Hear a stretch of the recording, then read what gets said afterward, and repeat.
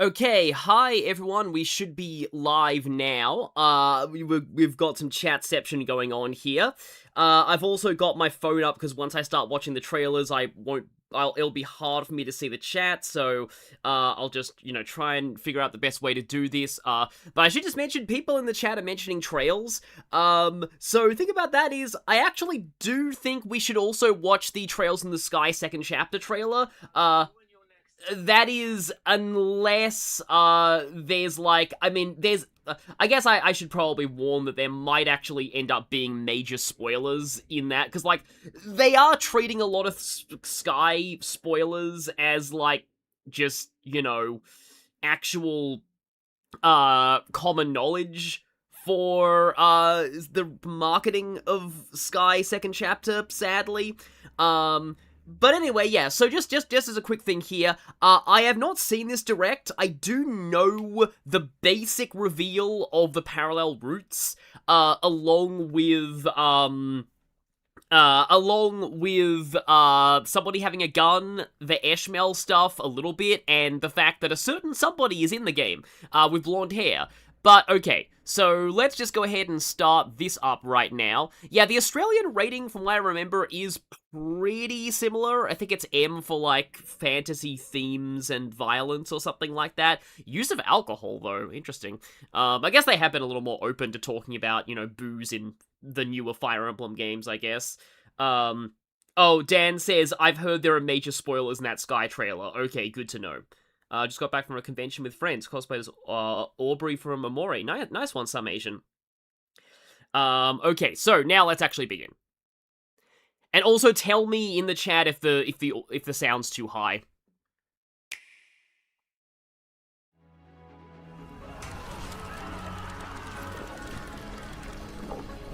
Come, celebrate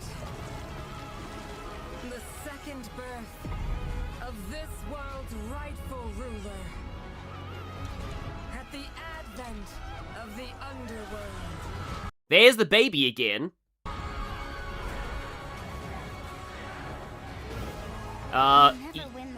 Evil wyverns, I guess. Well, I mean, they're always evil.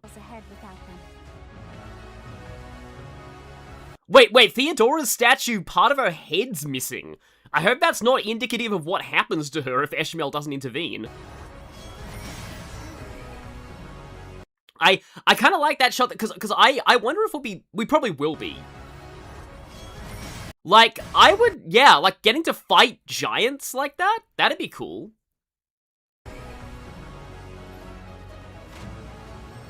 We need as many as we can recruit. Yeah, that is totally, Cassandra Morris Sothis there. Volume sounds good on my end. Everyone's saying, the baby, the baby, the baby. Okay, that's cool music. I like that.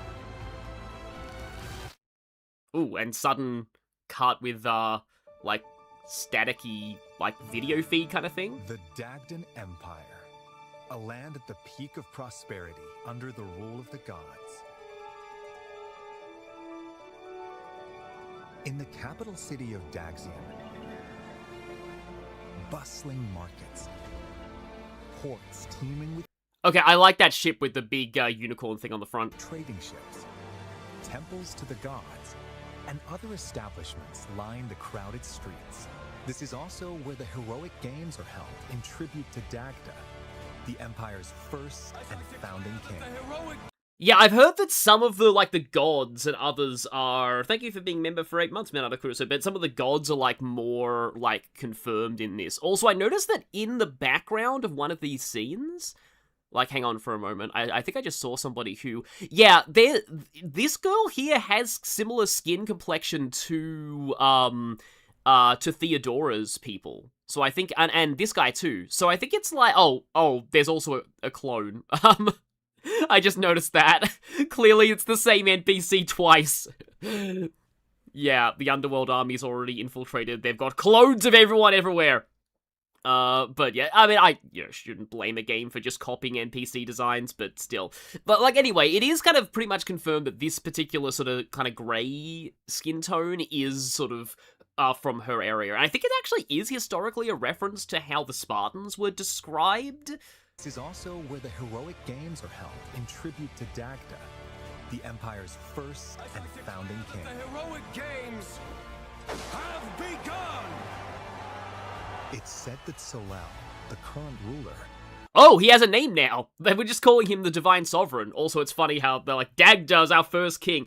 Maybe Dagda went from, like, Fire Emblem Thracia to, like, here and founded his own country. Hopefully the country wasn't built on capturing people. will grant one wish to whoever wins the games. Those vying for the prize hold strength. Oh, that guy looks cool. I think, do we have a name for this guy yet? I think we do, maybe, but, like, people call him the toothpick mouth guy. Determination. Oh, here we go. There's the gun girl. And undying convictions they refuse to yield. So yeah, we now know that the cat mask lady seems to be a playable character on Dietrich's route.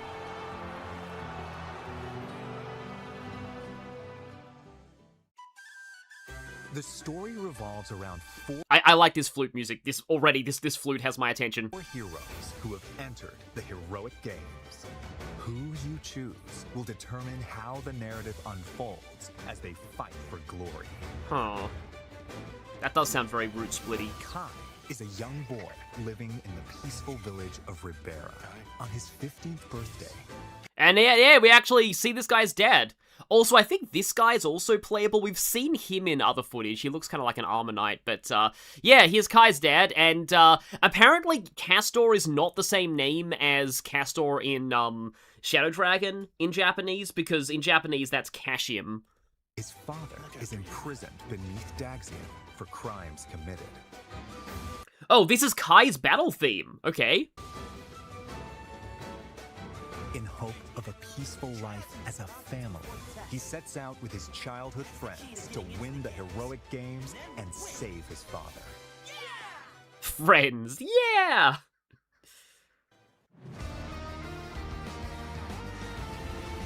Dietrich, ever in search of a stronger opponent, is attacked by an enormous monster while sailing a stormy sea. Hello there, Mina the Hollower opening. Beautiful. He then washes ashore in the foreign land of Dagda. This is where, between battling bandits and beasts, he learns of the heroic games. To slake his thirst for battle, Dietrich decides to compete in the heroic games with new allies at his I am concerned about his facial expressions. Very concerned. side. That settles it. Time to hit the road. To Daxian. It's also interesting because, like the portraits bounce a little bit when the character starts talking, but their mouths don't actually, like, animate, which, I don't, like, hate it, but it does feel a little weird. Like, I feel like I would rather have the portraits actually, like, having their mouths and eyes animate rather than just that little, like, if it makes sense, that little bounce they do when they start talking and then they're just kind of flat. Okay, yeah. So the Dietrich thing is really interesting to me because that kind of implies that he's gonna have a whole bunch of chapters before the games even begin. Because they mention him fighting bandits and monsters, and then he learns about the games later, so presumably his opening is gonna be kind of unique. Hailing from the kingdom of Ceramus in the south, Theodora represents a culture that worships the keeper of death and night. Oh, interesting. I hope that doesn't turn out to be like the underworld. Also, all these blue people, that just makes me think of Avatar. But then there are people here who are in chains, and one of them is, like, jumping off onto some impaling spikes, and there's, like, eyes here. This looks very ominous. A goddess loathed throughout the lands. Ah. Oh, okay. You fast, the keeper of death and night, and the others don't like that goddess. Maybe that's the pagan goddess that's in the abyss in Three Houses. Swearing to restore the honor of her goddess and defend the faith of the people and the peace of her kingdom. So she wants to end a conflict that's been going on for a while, it seems. Theodora leads her veteran retainers into battle with the goal of winning the games. So, apparently Theodore's popularity has skyrocketed among the Four Lords lately. Yeah, I'll talk about that once we, maybe later on in the trailer. Oh, and now we go straight to leader, okay. Also, this music is very Octopath Traveler sounding, but I do like it. Woman born into prestige and blessed with musical talent, Lita is consumed by rage, following her father's murder at the hands of an unknown assailant. Having given everything to seek revenge, she eventually learns of the killer's plan to participate in the heroic games. Alive! I will kill him. To bring an end to the man who murdered her father, Lita... Also, hi, totally not Homer. Like, seriously, this guy's profile is like, he's a bard, he likes flirting with women, he has purple hair, and this design, this is just Homer from Thracia. Heads to Daxian with supportive companions in tow. I like how her music changes later. So yeah, hi Primrose, I'm in leader. Yeah, it's just I'm like one of my hottest takes is I tried Octopath Traveler, I just didn't really like it, but the music was one of the few things I liked about Octopath Traveler when I played it. So like yeah, that's praise coming from me to be like, oh yeah, the music sounds very Octopath. But yeah, there's a funny thing about, like, yeah, it's a sorry leader, your father's murderer is cool and recruitable. Yeah, we might see that later in the trailer. I've heard that there's, like, a meme about, like, oh wait, her father's murderer is hot. Now suddenly we're against leader. I'm sorry, Theodora, but I won't be letting you take the victory today. Oh no, I cannot not make comparisons to the Sonic Heroes team fights. If victory is decided by conviction alone, then I think it shall not be up to you. It seems there's been a huge misunderstanding, but we can't back down now. I have burned to duel you, white-maned demon. But I'm sorry. Failure is not an option for me either. But that's only because I don't have any choice! Wait, hang on. Failure is not an option for me. That's only because I don't have any choice. Isn't that saying the exact same thing in two different ways?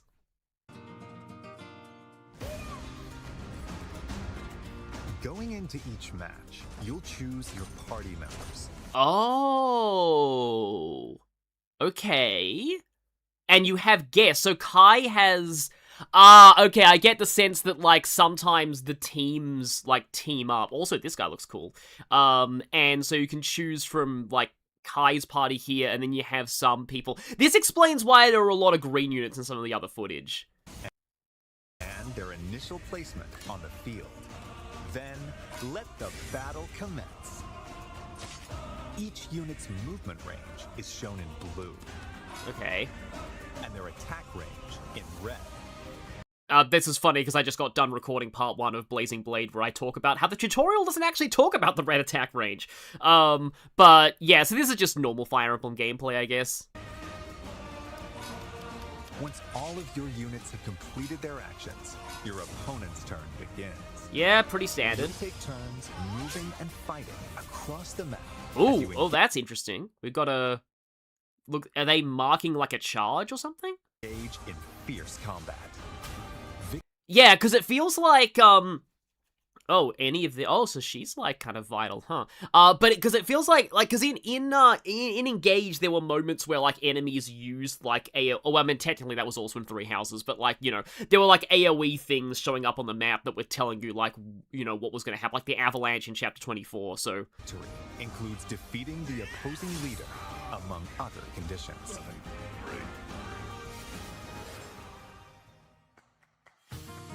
The 4 heroes and their allies can utilize various means of attack. Swords are straightforward and easy to wield. Gauntlets make it easier to evade attacks. Oh, okay. Yeah, because I do, like, I kind of wonder if Gauntlets are getting a rework, because they were weird in Engage, like, I like the idea of Gauntlets in Engage in theory, but the fact that they were, like, they go off the average of your strength and magic was just very, like there were very few characters who could actually hit hard. I think there are some ways you can make gauntlets, like, decent in combat in that game, but, like, I never really fully... I actually like the way those palm trees are animated. But yeah, I never really fully, tried to do that, so I kind of hope that they're, I don't know, maybe a little bit different. Spears deal massive damage to cavalry units. Oh, right, so 1, yeah, spears are all effective against cavalry. 2, they're called spears now, not lances, which is what they've always been called in Japanese, so kind of funny that they're doing that after such a long time. Axes have low accuracy, but high attack power. Low accuracy, 89 hits. So, definitely not Binding Blade tier axe accuracy. Bows strike enemies at a distance and can deal fatal blows to flying units. Okay, yeah, pretty standard, but also that hit's kinda low. And magic is effective against foes with heavy armor. Yeah, I do hope that, like, they kind of continue the engage theme of, like, magic just absolutely one-rounds anything, like, any armor knight's pretty much guaranteed. Because I did like the way that worked, like how you pretty much needed magic to kill armors, magic or armor-slaying weapons in engage. It gave those classes, like, a very distinct, like, kind of identity, and it also meant that your armors were, like, nearly invincible against early-game physical enemies, but, like, they just die instantly to mages. I like that polarization there.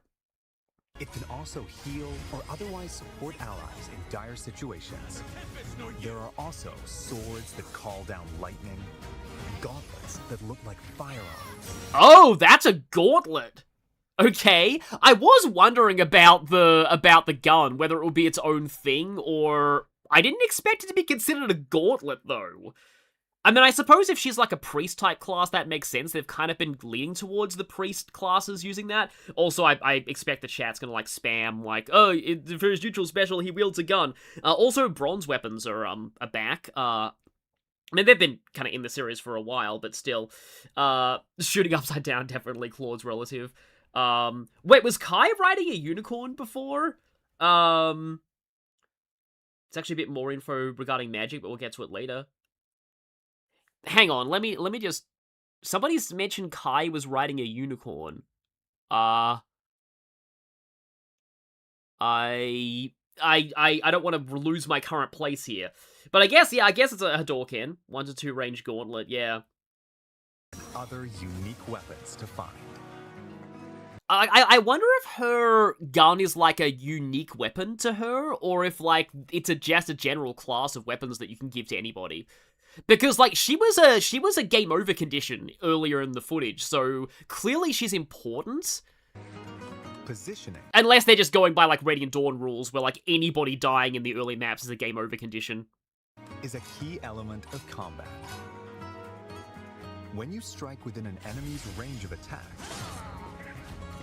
they might counterattack. They might counterattack. Consider attacking those equipped with close-range weapons from a distance, and get up. Or, oh wow, this guy looks cool. I like this guy already. Yeah, I mean, he looks very anime, but that is a very cool design.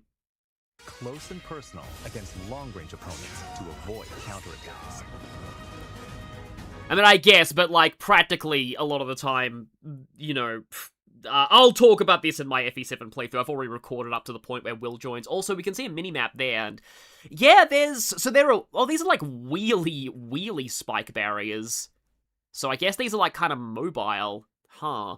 But they have, like, this looks like they have cracks, so maybe they can be destroyed?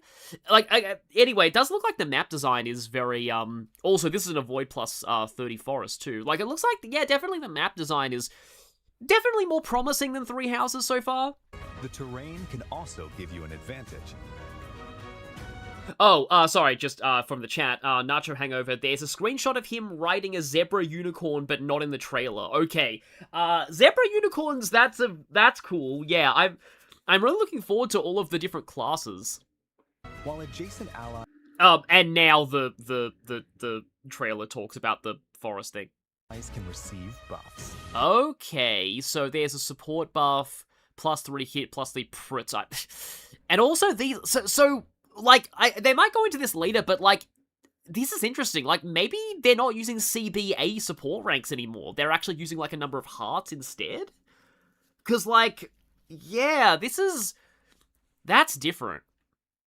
Also, and this is just a weird pedantic thing, but, like, I don't like the terminology Prit and Rizzle. Like, I get that it's, like, you know, your defense and resistance plus the sum of your, like, bonuses to those stats, like, I guess, but, I don't know, I don't know, it's a just general thing with me, and a lot of the Three Houses terminology I just don't like that much.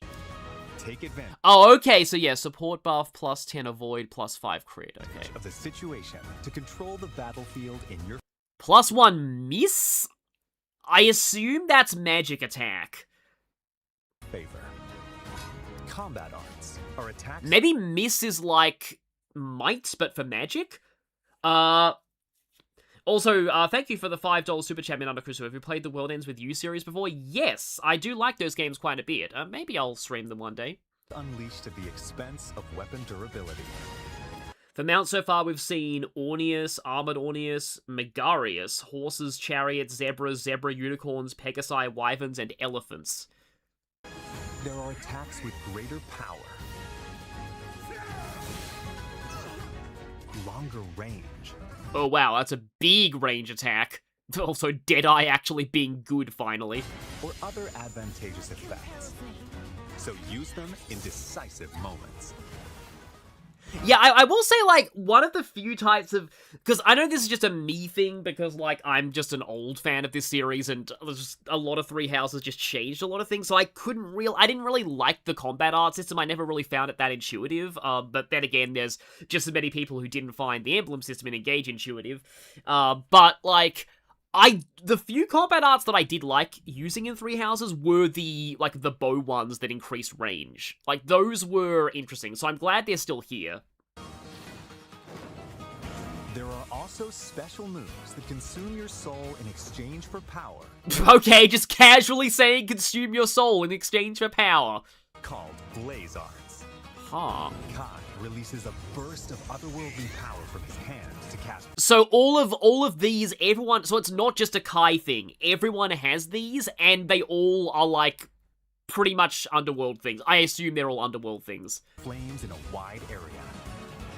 After moving, Dietrich's ink black cloak can warp him to locations on the battlefield that aren't easily accessible. Oh boy, that's gonna be very, very exploitable.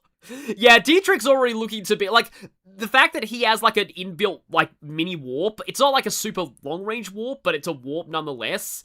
Yeah, I'm just being reminded of Lost Dimension now and summon allies. Or, you know, the character who can, like, warp through walls and then using summon allies. Theodora uses the power inherited from her ancestors to rend the earth and hurl it at foes. I like how, like, Kai is like, Magical Hadouken, Dietrich, Warping Cloak, Theodora, I cast Rock. Lita plays her Vihuela to buff allies. Yep, they cost HP, that's what I thought it meant by consuming your soul. Summon a powerful monster and more. Aha! Summoning, that's also very powerful in, traditionally in Fire Emblem. And they're monsters too, that's gonna be fun. Special moves can turn the tide of battle. Eat rock, I'm pretty clever, yeah. The cost of the hero's health points. Also, let's just, sorry, she's dying. But anyway, this is they're dying, this isn't about him meme. But yeah, so, Blaze Arts do seem a lot like Engage attacks. They seem like kind of the equivalent of Engage attacks in this game, and that's cool. They're, like, I always wanted them to kind of carry forward the spirit of Engage attacks without, like, actually having emblems, because you don't, like, obviously they can't do emblems outside of Engage's world. If your allies fall in battle, I think I need a break. you can turn back time. Okay. This is After still a each thing. On this, like, okay, so on this thing, right, the whole, you know, oh, right, these are enemies. I was like, wait, why is there a playable generic Sumerian soldier? Like, that would be kind of a cool gimmick for Theodora if she's leading an army, but then I'm like, oh, okay, right, no, they're the enemy. Also, Noctula, interesting. And this guy, Ultan, I keep reading her name as Ultra Hand. I think that was like a Nintendo peripheral.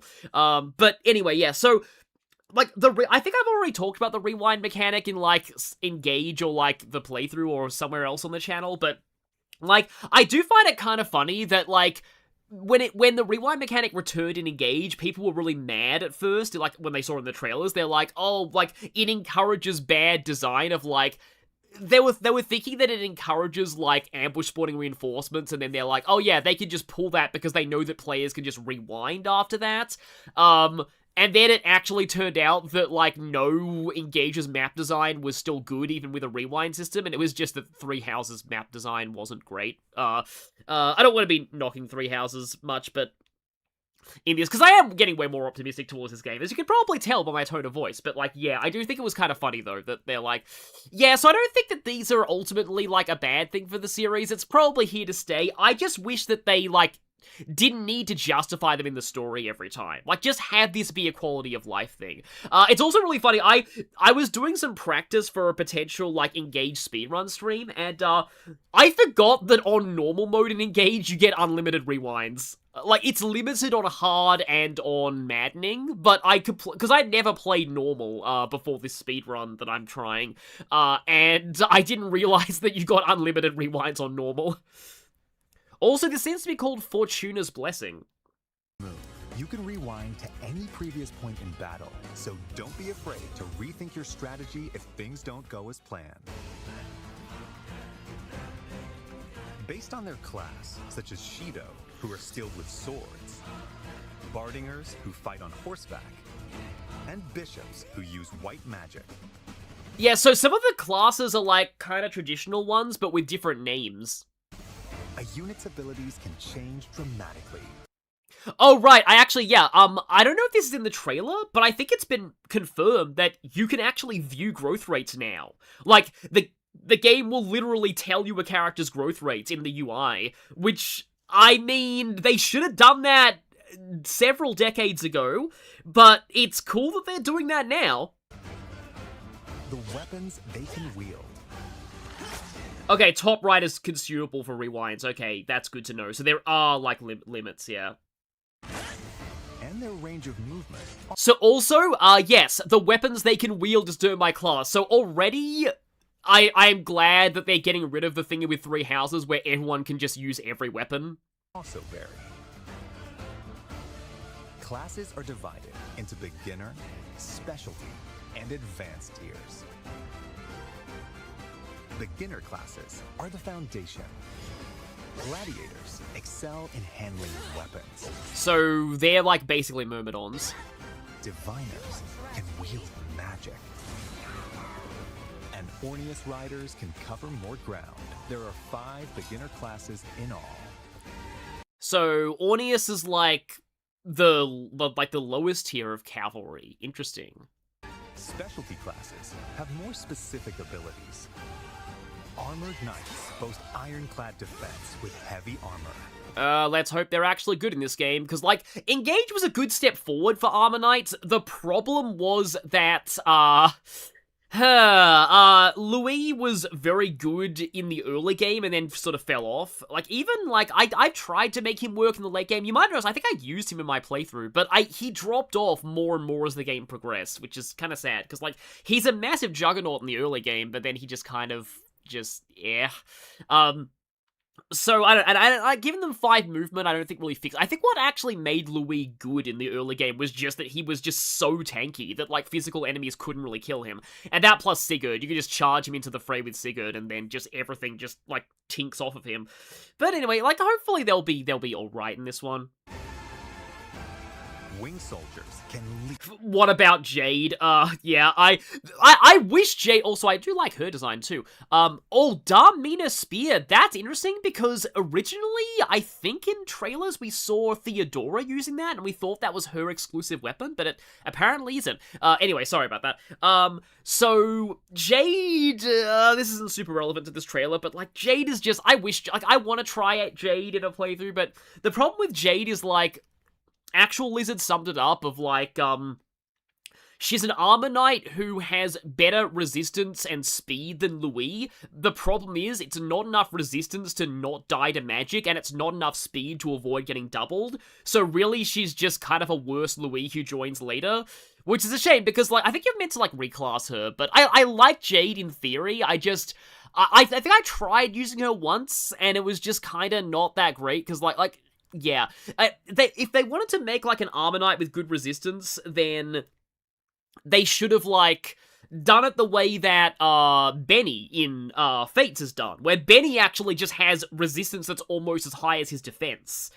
And even though that seems really weird for an armor knight, like, it does give Benny a unique niche, like, over, because he and Effie are very different, although Effie is less of an armor knight and more a soldier who happens to be in the armor knight class, like, or she's actually more like a spear-using warrior in terms of stat build. Anyway, sorry, I'm kind of going way off topic here. Obstacles and cover long distances, while charioteers can strike multiple enemies. Oh, I just realized that, wait, hang on, I just realized Pegasus Knight is called Wing Soldier, which implies that it might be usable by males now. Because if it's, they might be doing the thing of, like, it's not technically a Pegasus, so men can ride it, that they did in Fates. Long distances, while charioteers can strike multiple enemies in a straight line. Ah. There are over 10 to attain. It's funny, the straight line thing just reminds me that the rook in chess, I think, was originally a chariot. Advanced classes. So yeah, I'm kind of curious how the that looks kind of like Shamir, but I don't know if it is. Also, this guy's Mr. Elephant in the Room. I think they'll explain that later. Yeah, so I am wondering what the stats of charioteers are going to be like. Are they going to be like kind of like Great Knights? I assume they'll be sort of like Great Knights, although then there's elephants. So we'll see. The driving in my car. Oh boy. I'll need to know the names of the characters in this game more before I can make my own variant of that meme. Of their skills. Cataphracts have the mobility. Okay, no, that's probably who that was. Of forces with the defense of heavily armored units. Okay, so cataphracts are basically Great Knights.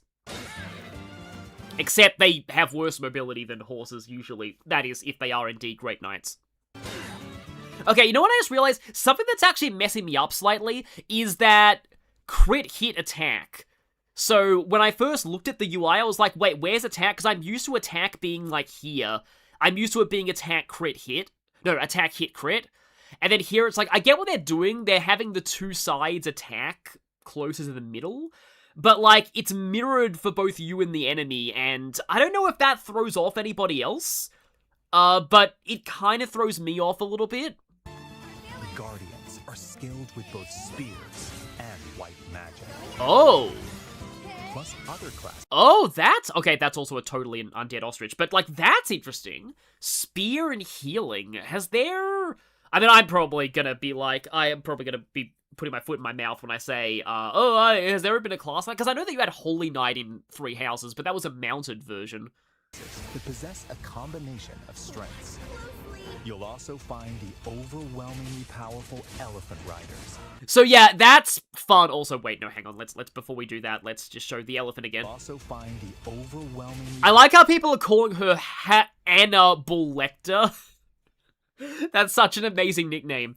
Also, that looks like a pile of gold. So you could just, like, they seem to be like a upgrade on the chariot in concept, but this is the first time we've had a playable unit that takes up multiple spaces.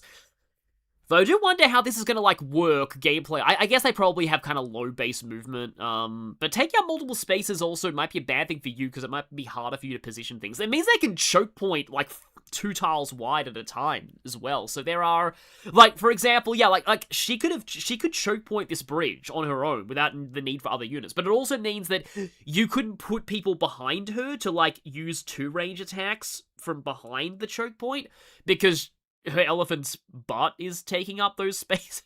That's a weird sentence, but yeah. You need, like, 3 ranged people to do that. So, like, there will be pros and cons, but, like, I mean, I don't know how probably choke pointing with elephants is not viable, but, like, it's interesting to think about. powerful elephant rider. Because, like, I know that in, like, Age of Empires, elephants sometimes take up multiple population slots, or other times they, I hope elephants aren't severely weak to monks in this game. Because, yeah, that's the thing Age of Empires does with elephants. They made elephants weirdly vulnerable to being converted by monks, which makes no sense, but it's a necessary gameplay balance thing. And other classes that fight while astride giant beasts. And, yep, elephant in the room. Hi there! I dyed my hair. I am totally a different person. I haven't changed my name whatsoever. This guy, yeah, we see this guy. So, I've seen a bunch of people, like, blocked by elephant butt TM. Gira Makala. It would be actually kind of funny if the elephant rider class did have a counter skill. Because then you could make Gira Makala references. But anyway, yeah, so I have something to ask of you. I have something to ask of you, Professor. Would you get me some hair dye so that I can go into another continent and compete in a tournament? Yeah, so I don't want to really speculate what this means at all, but, like, apparently people are saying that he had blonde hair during the War of Heroes. I think that's a Three Hopes thing. Zenith, I need a disguise, perfect. Yeah, that meme is gonna, I can't wait until I get to that point in the, Fire Emblem 7 playthrough. You defeat me? Yeah, that's definitely the same voice actor also. He has, wait, hang on. I think it's Mark Whitten. But yeah. I mean, I'm happy that of all the Three Houses characters to come back, it's him. Like, like, that's what you can kind of do with, his eyebrows are still green. I just noticed. He forgot to dye his eyebrows. Okay, that's amazing. The bottom there is still green as well, but it's really funny that he forgot to dye his eyebrows. But yeah, so, like, Zenith was always one of my favorite. Like, Zenith was an honorary Fourth Lord in Three Houses. Sorry, Byleth, but it's true. Zenith is the honorary Fourth Lord of Three Houses. So, I'm, like, what they could do with long-lived characters, like, in the series, is that, like, they could just have them show up in other games. Well, by long-lived, I mostly mean dragons, but, like, yeah. So they did that with, like, Tiki and some of the others, so I guess Zenith is, like, becoming the new Tiki. Beat me? Oh, this music's cool. Between matches, you'll have time to get ready for what's... Okay, so I wanted to... I'm wondering... Like, this is interesting. They're actually addressing this. I commented on this in my last trailer reaction. Main battle, ideal level 24. Okay, so it looks like the levels don't reset on promotion like in Three Houses. Deployed U7. Ideal weapons bronze. Huh. That's like, interesting. Like, the level 24, and they still want you to be using bronze weapons. Like, is that right? Or, I mean, maybe given that this is, like, Greco-Roman influence, bronze weapons are actually stronger in this game. Like, that, I believe that. Okay, so, like, they give you these... This is... Okay, you know what's really funny about this? Just to give, like, a... It's not really a tangent, it is relevant. This section right here, the suggestions, this is almost like the augury feature of Fire Emblem 7 coming back, given that I'm going to be doing that playthrough soon. So, like, that game also has, like, a tip system, and usually it's just something very vague, like, ooh, there'll be lots of archers in the next map. You might want to avoid bringing flyers near them. Also, they kind of tell you how to recruit some of the characters, which is, yeah, you wouldn't really know otherwise. But, like, this is kind of like that, I guess. To come, you'll receive some useful intel about your next opponent. So use this information. Oh, and you can also see the the enemies on the map, so you can see what, like, the exact number of enemies and where you deploy. So, like, you get a big advance on what the next map is.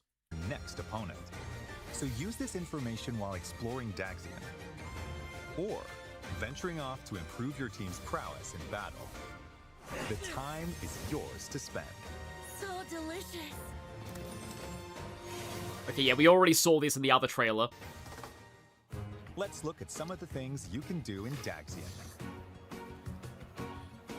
The Arena Plaza is where you can receive additional training once per week in the time between matches. So there's a week system, and there's also a turn limit for preparations. As your skills improve, you'll Also, this is like literally just the engage arena. Did I actually? I feel like I mentioned that in the last trailer react, but also, yeah, it does feel like the supports are a heart system and not a letter number. learn new moves to use in battle and be able to I figure I love Zena Robinson. wield increasingly stronger weapons. On match days, you can watch battles between other participants unfold to research your opponents. Ah. Well, that's interesting. Although I assume you won't need to do that if you're playing with a guide or you've played the game before. But I guess it could be useful to blind playthroughs, I suppose. Also, I'm just looking at chat a little bit here. More putting things in the game, so I need to look up. Yeah. 7 deployment slots of all 24 does seem very low. I do wonder if, like, the level cap, like, you're gonna be very, very high in, like, levels. Because 3 Houses had a level cap of 99, but you would never actually get there, because your levels don't even carry over to New Game Plus in that game. I wonder if this game is gonna take you to closer to 99, over the course of the main story. In that case, level 24 would actually be, although it does suggest, like, a higher tier of class there, so I don't know. Yeah, that is more stingy than Hector Hard mode. You can see how much you need for the next rank. Kai's wooden stick has evolved into fancy 7 stick. Oh, hi, Lenny. Yeah, I'm just doing a trailer reaction here, but it's good to see you. I believe that, like, characters in 3 Houses actually have unique voice clips for hitting level 99, but, like, you're never gonna practically see those outside of, like, grinding for 1 billion years on normal mode, which has infinite skirmishes, I believe. At the shopping arcade, you'll purchase Welcome. weapons and tools, or enhance your weapon. Yeah, so all of even the javelins are against cavalry, okay then, yeah. They're You'll kind of purchase trying weapons to and nerf mounted classes, it looks like. Okay, so here we go. Wooden sword, E. Okay, so bronze is still E ranked. Also, that durability is very low, but I believe it's because that in this game, durability only goes down when you use combat arts. Which is also interesting because it looks like axes have better... Yeah, so swords have the worst durability. Lances, spears have medium, and axes have higher durability, which, I am concerned about that, unless they're very harsh on weight, or there are some really good swords. Like, swords don't really need to have any more drawbacks than they already do. Like, the problem is, see, like, you have javelins and hand axes, swords already here don't have an equivalent. So the fact that swords have the lowest durability for combat arts, it makes sense, like, in terms of, like, axes having more, but from a game balance standpoint, swords having less ranged options and also having worse durability, like, honestly, if they had given swords the highest, and I'm making big wild calls about potential game balance stuff even before the game's out. Obviously, this is not gonna be, like, I'm gonna be probably eating my words once the game actually comes out, but, like, this is just me spitballing here. Like, they could have, this was a chance for them to give swords a big, like, advantage over the other weapon types, because, like, in Binding Blade, where swords were actually good, it's because swords are the only ones that have high accuracy, and, like, lance and axe have terrible accuracy. I like that in theory, but in practice, it does suck when you're using lances and axes and you miss all the time. So I'd rather have swords, like, buffed in some other way. But, like, they could have easily had it so swords are the combat arts spam weapon type. Like, that's their niche. That's, like, they're weaker and they don't have ranged options, but you can spam combat arts more. Like, that could have been a way to, like, do that. But anyway, yeah. Or enhance your weapons using materials you've collected. Okay, so forging's a thing, and it costs smithing stones and gold, and it looks like this works roughly the same way it does in Engage.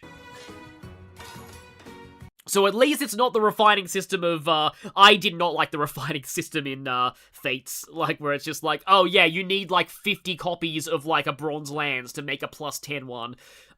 It was, yeah, without, like, going to other people's My Castles, you would just never have good enhanced weapons in that game. Not that you really need them, but still. This temple row is watched over by a bronze statue of the divine sovereign and is home to 7 temples. Depending on hang on a second. sovereign, and is home to 7 temples. So this guy looks kind of funny. Like, he has this sort of moppy hair and the glasses. I don't know, just seems like a kind of like eccentric professor type. However, was one of those a mermaid? Watched over by a bronze statue of the divine sovereign. Yeah, no, that's a robe. That kind of looks... Oh, that's the same statue. Yeah, no, it's probably just some kind of robe. And is home to 7 temples.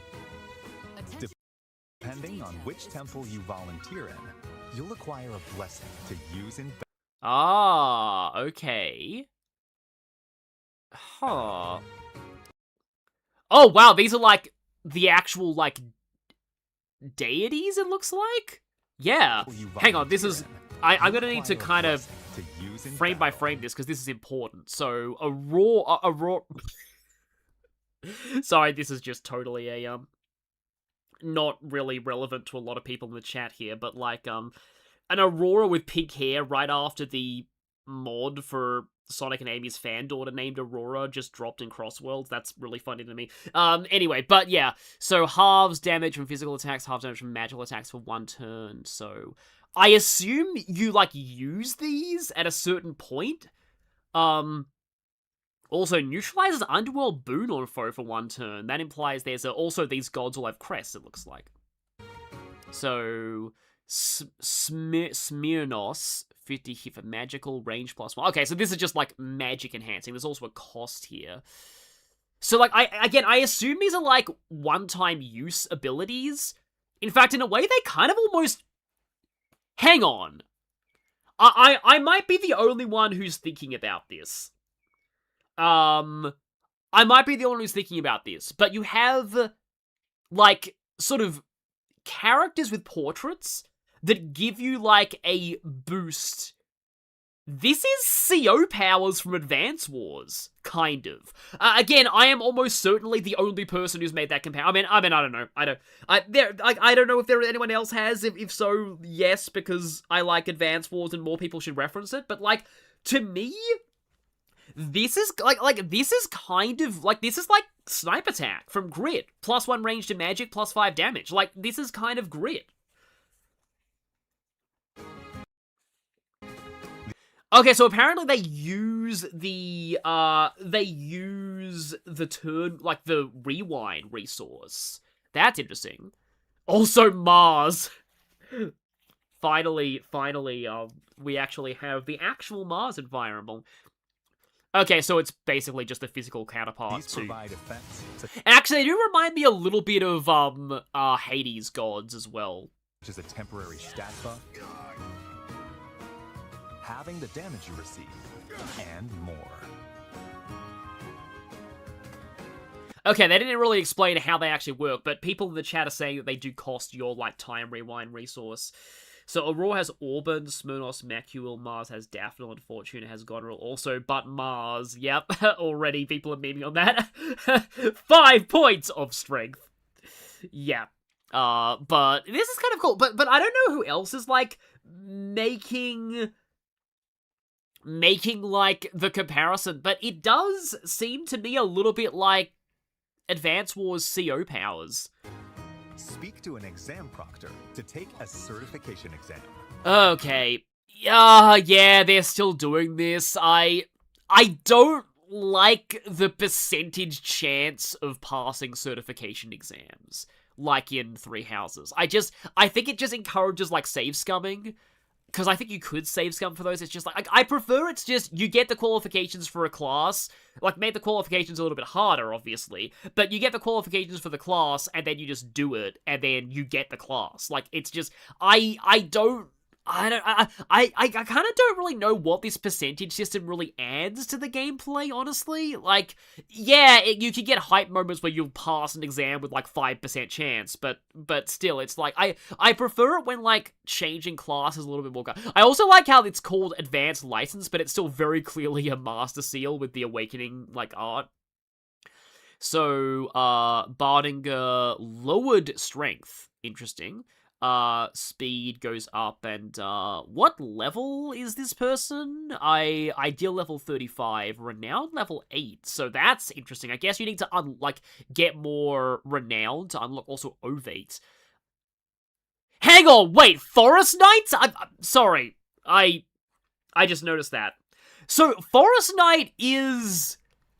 That was the name of the promotion of Sword Knights in Genealogy of the Holy War. But it was never localized that way. It was called Ranger in Sacred Stones. And it's an arch... that's interesting that they're going with the...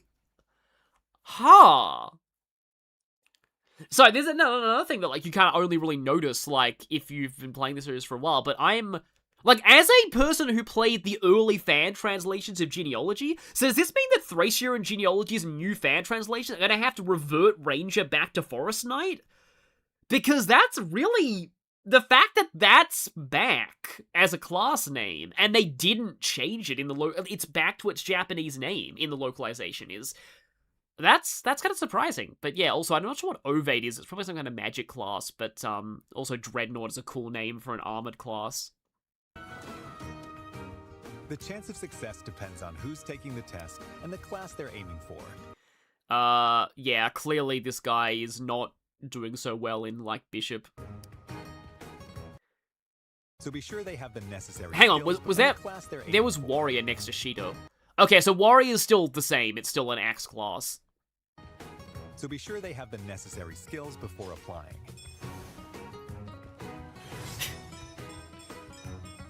To attain the pleasure I seek. Pleasure especially because half of me is now shirtless. Oh, there are quests, okay. You can also receive quests from townsfolk. Complete them by the given deadline to receive rewards. That was a very low hit rate on leader back there, so it does feel like either they're doing the thing where, like, they lower your hit rate with bows if you attack from really long range. I think Three Houses and Echoes did that. You never know. Also, +7 speed.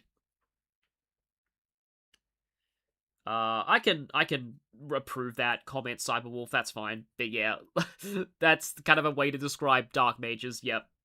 We've seen an assassin-looking class and a fully samurai-looking one.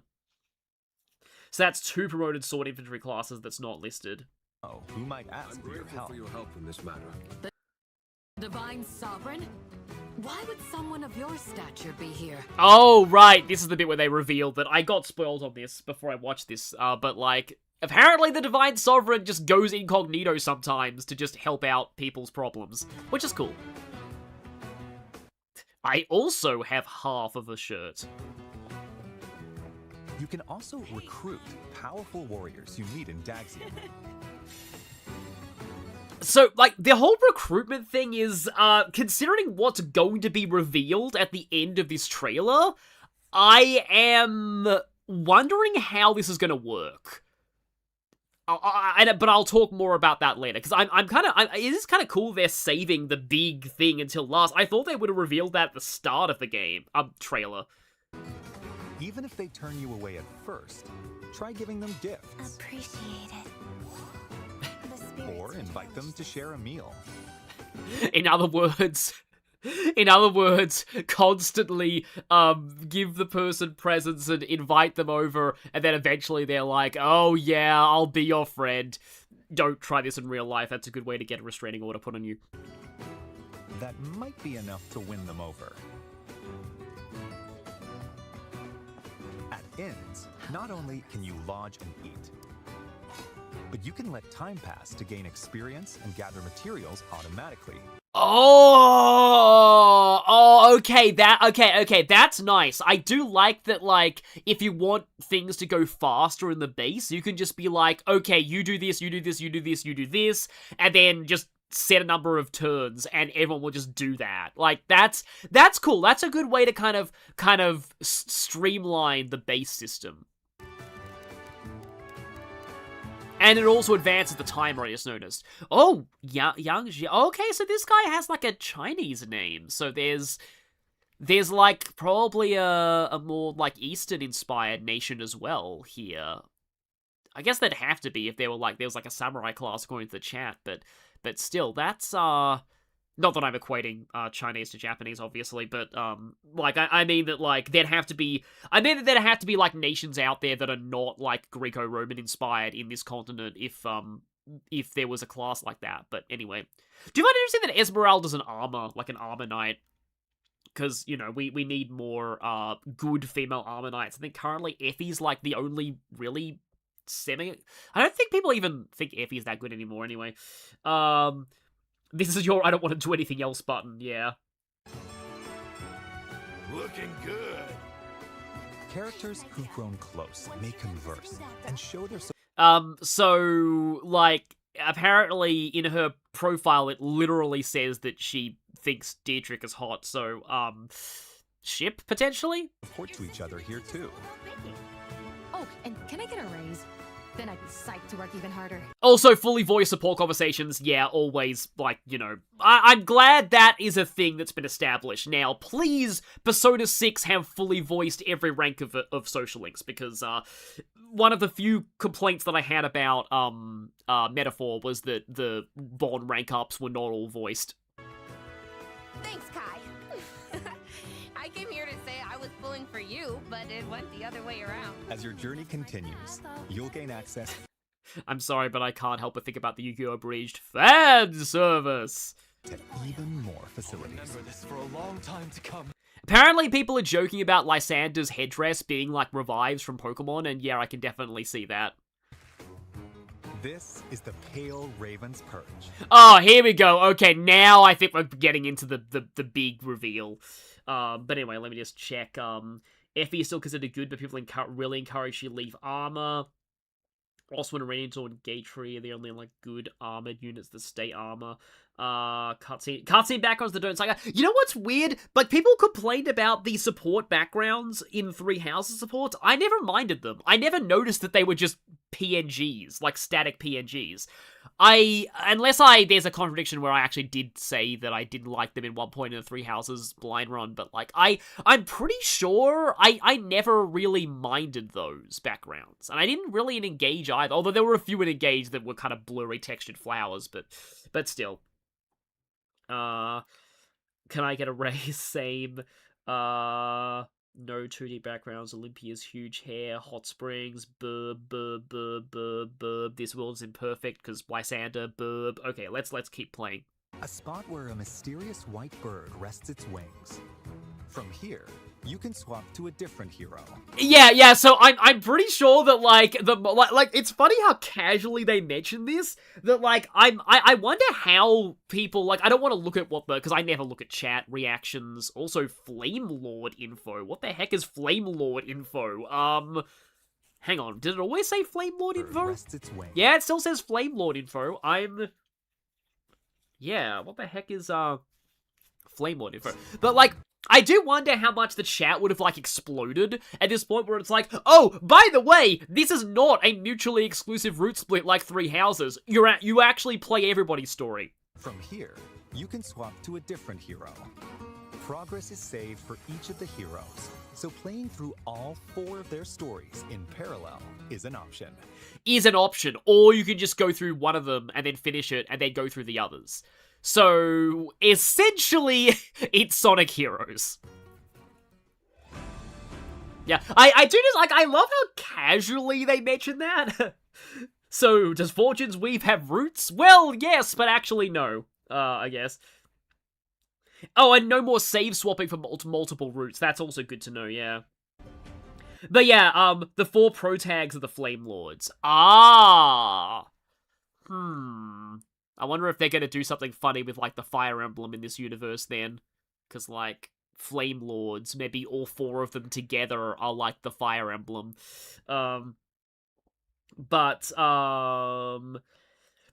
Yeah, I do wonder, though, how long each of the routes are going to be, because, like, Three Houses did get exhausting playing all of them, but if they make them too short, that also, I don't want them to be too short either, so, like, there's a good happy medium point for length that we'll see how things go.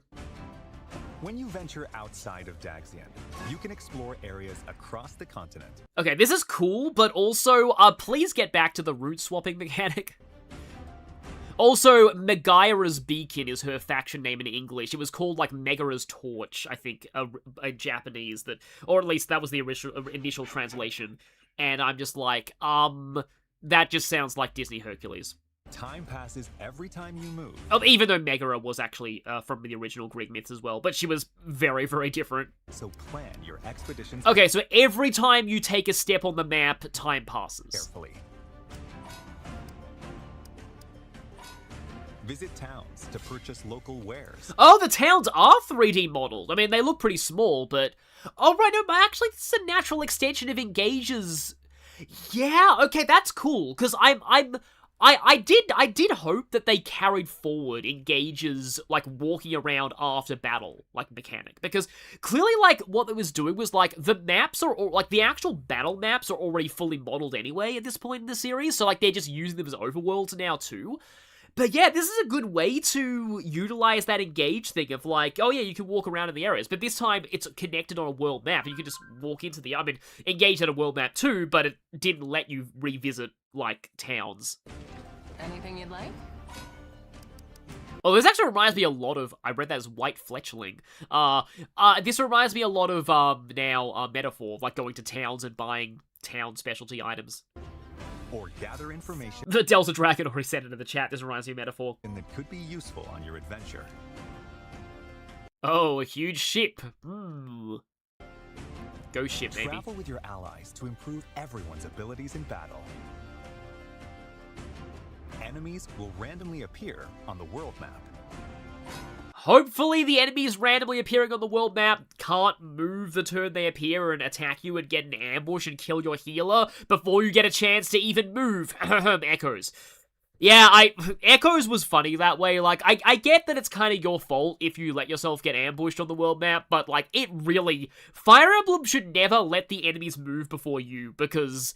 It's like, I've had that happen. I've had, like, a cleric just get sniped on turn 1 from a world map ambush in Echoes, which is really, really annoying. When you encounter one, a skirmish will begin.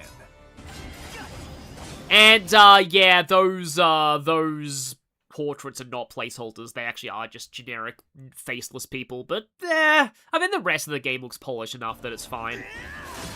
Also, 62% hit rate, that's a little shaky. However, we are in a forest. Earn experience points by felling your foes.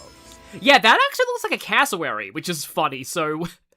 Closest thing to Australia, Fire Emblem. I think cassowaries are on other areas rather than just Australia, but still. You'll also find dungeons. Okay. Where you'll collect materials for strengthening weapons. So yeah, this is bad. Also, Woodsteel. I always found the name Woodsteel kind of funny, but like, yeah, that's in Three Houses. But yeah, this dungeons are back from Echo, so this game really draws a lot of influence from many things. Along with other treasures.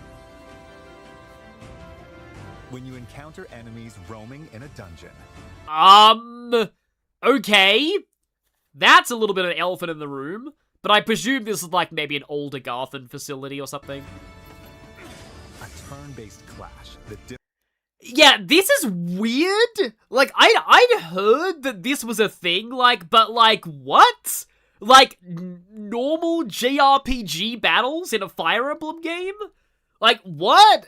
Why? I'm also, there's a meter around his crest, which is interesting. But, like, I'm like, I mean, it's cool, but also, like, I guess it's better than having, like, an actual map battle, like in Echoes, every time you encounter an enemy in these dungeons, but it's very, very... Very, yeah. This is not my first reaction to the new Fire Emblem. I did a reaction to a different trailer as well, but still, it's, it does streamline the dungeons. It's, I'm not opposed to this. I like turn-based combat, but I'm like, do we really need, like, another battle system like, a second battle system in a Fire Emblem game? Like, it's just, like, I just get the sense that, like, they're gonna have to, like, this is gonna be very bare bones. And, like, that wouldn't be that bad if it was, like, bare bones, but still. First from normal battles will begin. I suppose I must. In clashes, you can perform attack combos with your allies. Plus, Okay, so it's kind of still similar to the normal gameplay in a way. each of the 4 heroes can use abilities that are unique to them. Okay. For instance, Dietrich can flush out enemies in hiding, So he has Sweet Scent from Pokemon. while Theodora can recruit soldiers in towns. Ah, that's why battalions seem to be exclusive to Theodora. And send out her assembled troops to gather materials. Or deploy them in battle. Yeah. Will not miss this chance. So, like, Gambits are back, but only for Theodora. But that makes me wonder, also, there's, like, neutral animals here, huh? Wonder if it's, like, you get bonuses if you keep the animals alive or something? But, like, also, here's the thing. If battalions are exclusive to Theodora, what does the charm stat do? Because in Three Houses, the charm stat was, like, the charm stat was what determined Gambit hit rate and power. But everybody has a charm stat, not just Theodora. So, like, what does it do if only she can use Gambits? Need some help! Make the most of these commands to enhance Oh, and Kai gets Aaliyah's ability to recruit animals. your power of battle. Oh, and she can perform at towns to get gifts. That's cool. And I'm guessing that we're going to be going into the sort of the big reveal now, but like, yeah, it is kind of cool that Kai gets Aaliyah's ability to like be like, you are my pet now. At least I assume that. We've seen miscellaneous enemies with Gambits, okay. Maybe Gambits are back, just Theodora has unique things with it. So this is probably why he had a unicorn as a cavalier. He recruited a unique mount. Oh, okay. Are we gonna have another Kaga did it first moment? Is this game gonna have swappable mounts like Bearwick Saga? Because that would be really funny if people could go Kaga did it first for recruiting mounts. Although in that game, mounts could die.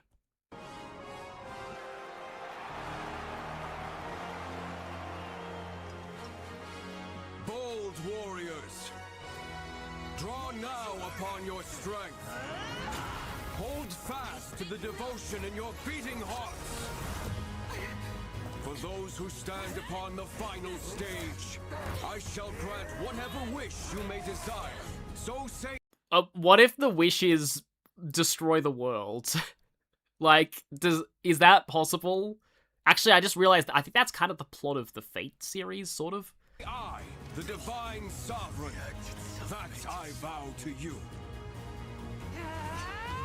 People of Daxian, hear me now as I declare that the heroic games have begun! Yeah, gun person is also an earthbender. Yeah, I remember I heard that there are, like, memes about the fact that she's apparently from, like, the West, and people are like, oh, of course, the person from, like, the West, aka America, is obsessed with guns.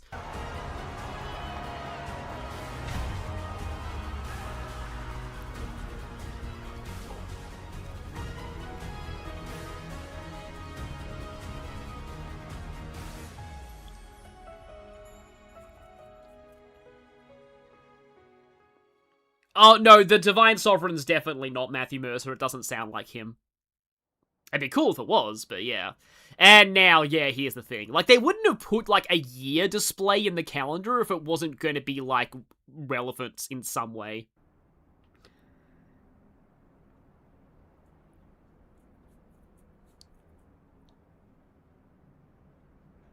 So, like, I wonder if, like, in, like, the quote-unquote bad timeline,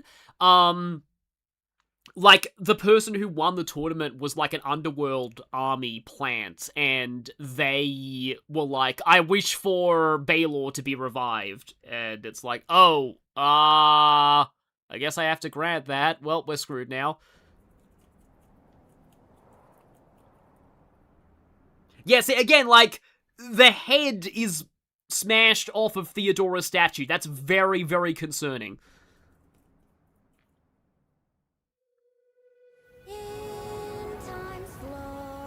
Wait!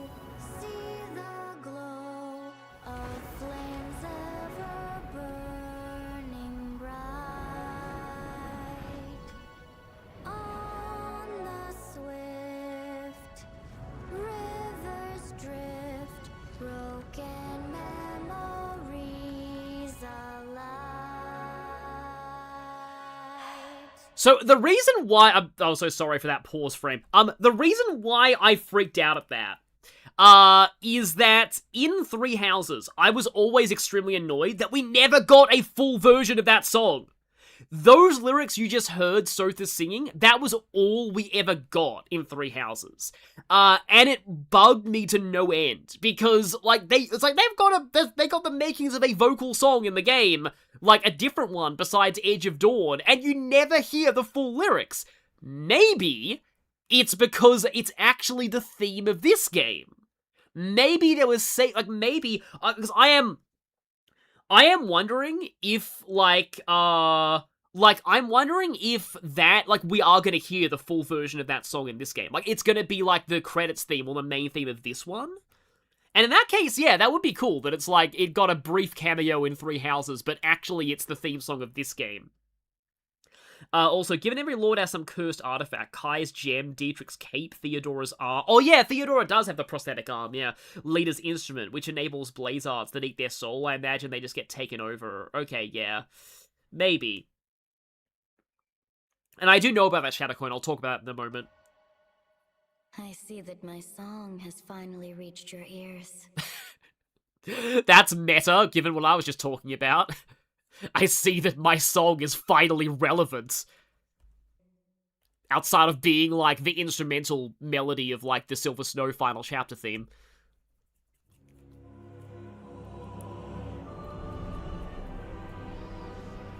Years after the heroic games, somebody brought an army of Age of Empires battering rams and smashed this wall. Dagda faces its end at the hands of the revived demon god Balor.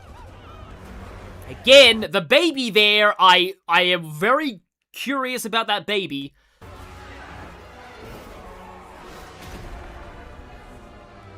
Even the 4 heroes who played a significant role in the heroic games have vanished. To confront the situation, the progenitor god, Sothis, calls down a single soul.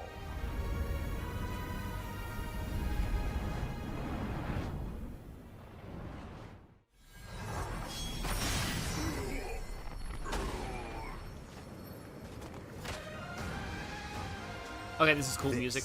Is the story's true protagonist. Yeah, so this concerns me somewhat, but I'll explain this after we go through this scene, I suppose. You are given 2 choices. Face the forces of the demon god Balor on your own, with the knowledge that it's no easy task. Okay, that's interesting that, like, they turn into a bird with their critical animation. And that kind of also almost gives away of, like, Smash Bros. Moveset, but I don't know if I want another avatar in Smash.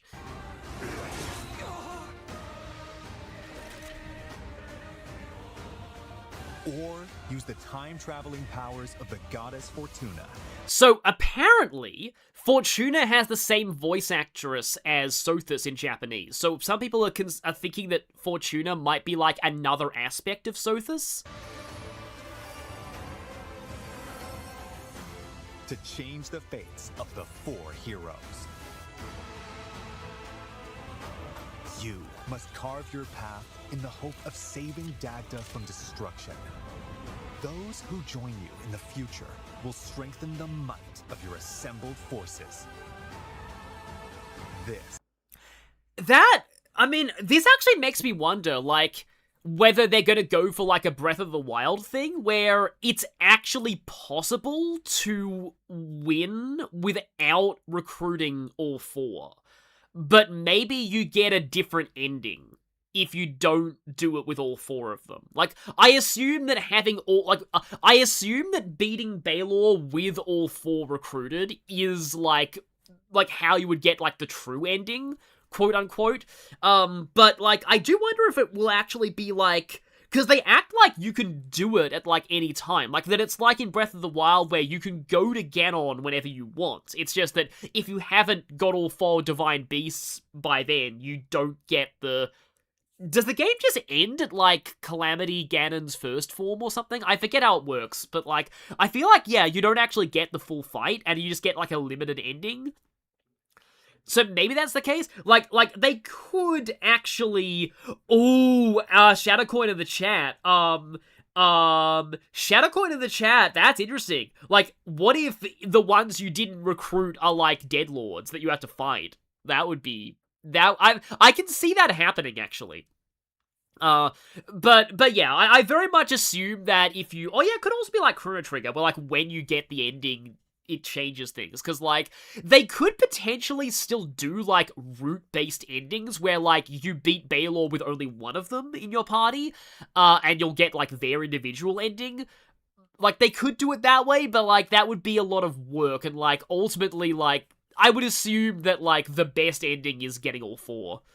Is where your story begins. The end of the world at the hands of the demon god.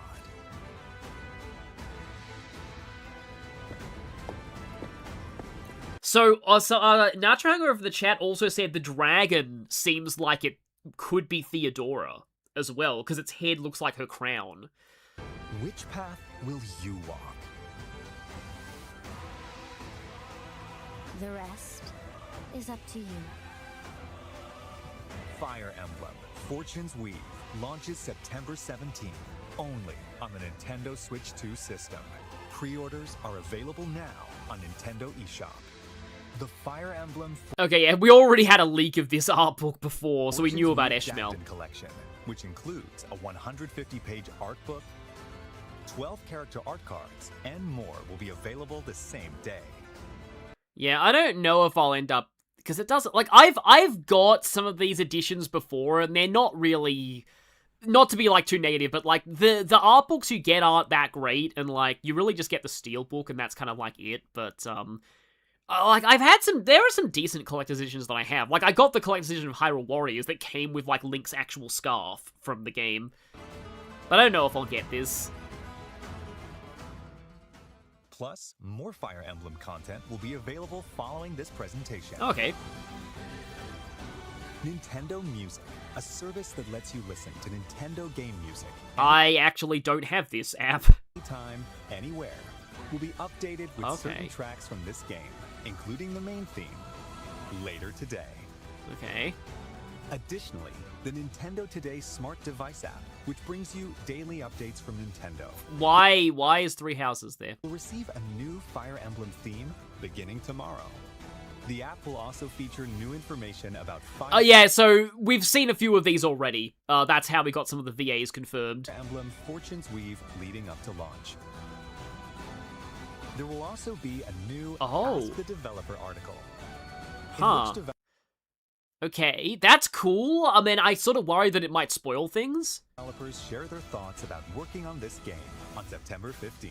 Okay, so that's like a day before it releases, or a few days before it releases. I forget if it was 16 or 17. At 17. Okay, so it's a few days before it releases, but like, yeah. Okay, that's cool. Nintendo Spotify, yeah. I mean, I don't really have Spotify either. I prefer to, like, actually have songs as MP3s and just play them whenever I want. But yeah, it's still cool. But okay, so right. Okay, so the Eshmel thing. The thing that I wanted to, like, mention when they say this is the story's true protagonist. This is the thing that kind of does concern me a little bit, because of, like... I do worry about Eshmel. Oh, and another thing about Eshmel that was mentioned in the chat that, like, we haven't, like, gone into yet, well, that wasn't in the trailer, I mean, but it's in a video, is Eshmel is really customizable. Like, you can also change their skin tone, which is good because, like, I've already seen some people, like, apparently, well, not people, but, like, apparently, and this is only according to TV tropes, some people were arguing that, like, oh, Eshmel's the real protagonist, who is saving a group of mostly dark-skinned other protagonists, which makes them, like, a white savior. I'm not sure if I go that far, but, like, the fact that you can change their skin tone means that's not entirely true. But yeah, like they are actually extremely customizable in terms of, like, appearance. We don't really know, oh, there's a Fortune's Weave manga confirmed? Same guy behind the Engage manga, making a prequel manga for this game. Interesting. I've heard good things about the Engage manga, but anyway, back to my sort of tangent here, about that, yeah, apparently they don't talk in cutscenes, though. But, like, okay, so my concern here is that they like the fact that you've got like okay, let me explain it this way. The other four protagonists, okay, they all are very interesting. Like, they all seem to be very interesting characters. Like Kai, Lida, Dietrich, Theodora. I'm actually honestly, I was originally going to do Kai's route first, but I'm actually very interested in Theodora now. I'm like, you know what? Theodora seems interesting. I'm kind of curious to see how her route is. And Dietrich's, like, very unique opening of, like, fighting bandits and stuff before the games begin is also potentially interesting. The thing with Dietrich is, so far in terms of what's been revealed, I like the rest of his party, but I'm very iffy on Dietrich himself, so that's kind of weird. Whereas, like, I like Kai, in theory, as a protagonist a lot, but, like, I'm a little bit less interested in his supporting cast. Whereas Theodora, it's, like, a little bit equal on both counts. Some of Theodora's other, like, party members are cool, seeming. So, yeah, I'm definitely the most interested in, like, Dietrich's entourage of all of these four so far, but, again, I'm not as interested in Dietrich himself. So that's a bit of a funny balance to try and, like, get. But here's the thing, okay? All four of these characters are interesting enough that they really could have carried the story on their own, and, like, the fact that not only is there an avatar, because I kind of thought that after seeing these four very colorful characters who could, like, oh, I hope I'm not, I hope colorful doesn't sound racist. I didn't mean it that way. I meant, like, you know, like, as in, like, interesting personalities is what I meant. I mean, yeah, I should trust that you wouldn't construe it that way. But yeah, so I think they should have like, I was like, with them, I'm like, they don't need an avatar. And with Alir and Shez basically just being normal characters who happen to have a gender select option and a, like, name select option, I thought that avatars were gone. But, like, so Eshmel is the most avatar we have seen since Fates. They are completely customizable. And also apparently a silent, but also the fact is that they are explicitly being billed as the true protagonist of the game. And that does concern me a bit. Although it does feel like their part is going to be kind of smaller. Like, they definitely make it seem like the whole fight with Baelor is just going to be a very short thing. That it's like, you need to go through everyone else's story and recruit them first, and then you do that, and then that's how the game ends. Like, it's more of just a final fight than a full campaign, though we don't know that. But it does feel a little weird to me that it's just like, you know, suddenly, oh no, forget these four, this is the real protagonist. Like, and I'm sorry to use a Sonic Brain Rot analogy here, but could you imagine if Sonic Adventure 2 got remade, and the Hero and Dark stories were the same, except when you got to Last Story, instead of Last Story playing out the way that it does, Silver is there, and Silver is like, hey guys, I'm from the future, you all need to stop fighting and work together now to avert catastrophe. By the way, I'm the real main character now. Despite the fact that you've never even met me before this point. Like, that kind of is like what's going on here with Eshmel. And it's like, it could, that's the thing that I worry about, because already in Awakening, my issue with Awakening's plot was that Robin overshadowed Chrom at the very end of the story, and when it was kind of like, in a way, it was kind of building up to being Chrom's big moment, because, like, you had Chrom, like the first act of Awakening was, like, Chrom becoming the Exalt, like, becoming, not just in terms of literally, but getting the mindset to become the Exalt, and then the Act 2, the Valmark, was about Chrom being ideologically challenged by Walhart, and being like, you know, he is someone who could have gone down a very different, like, I could have gone down this path, maybe, but I'm not going to, and, like, like, there's definitely a lot more Crom development there in the Valm arc than we kind of think. And also Lucina's there. It's like, oh, hey, it's his daughter. And then suddenly in the third act of Awakening, everything is just about Robin. It does just feel like a lot of things with Crom, with, like, getting the Exalted Falchion, which should have been a really triumphant moment. It's like, yeah, but you're not really the main character anymore. It's kind of the problem that I had with that. So, anyway, like, the fact that they are going, like, full-on customizable, and I like that there's a skin color customization, like, that should have been there from the first place, but, like, that concerns me that they're going to be very self-inserty, like, even more self-inserty than they've ever been before, and especially since it's the idea of, like, they are guiding the other characters to, like, achieve the good ending. That's very player meta kind of thing, so we'll see. Like, I'll just, like, yeah, and I've been talking about the character customization for the Avatar thing being back, chat, but, like, anyway, these are just my, like, you know, just random ramblings, but we'll see how it goes. Like, honestly, like, from the trailer, though, it does feel to me like the Eshmel part of the game is not going to be very long. It's just going to be, like, a big final battle, and that's about it. So, like, it does feel like it might be, and I'm sorry if I'm just, like, just, you know, verbal vomiting and just saying just a bunch of things that come to the top of my head, but, like, I've already said a lot of this stuff before, but, like, it reminds me a little bit of how Ganon's castle is handled in Breath of the Wild. It's like, you can do this at any time, but it's advisable that you do the rest of the story before doing it, because one, it's a lot easier that way, and two, the story is way more satisfying if you do it that way.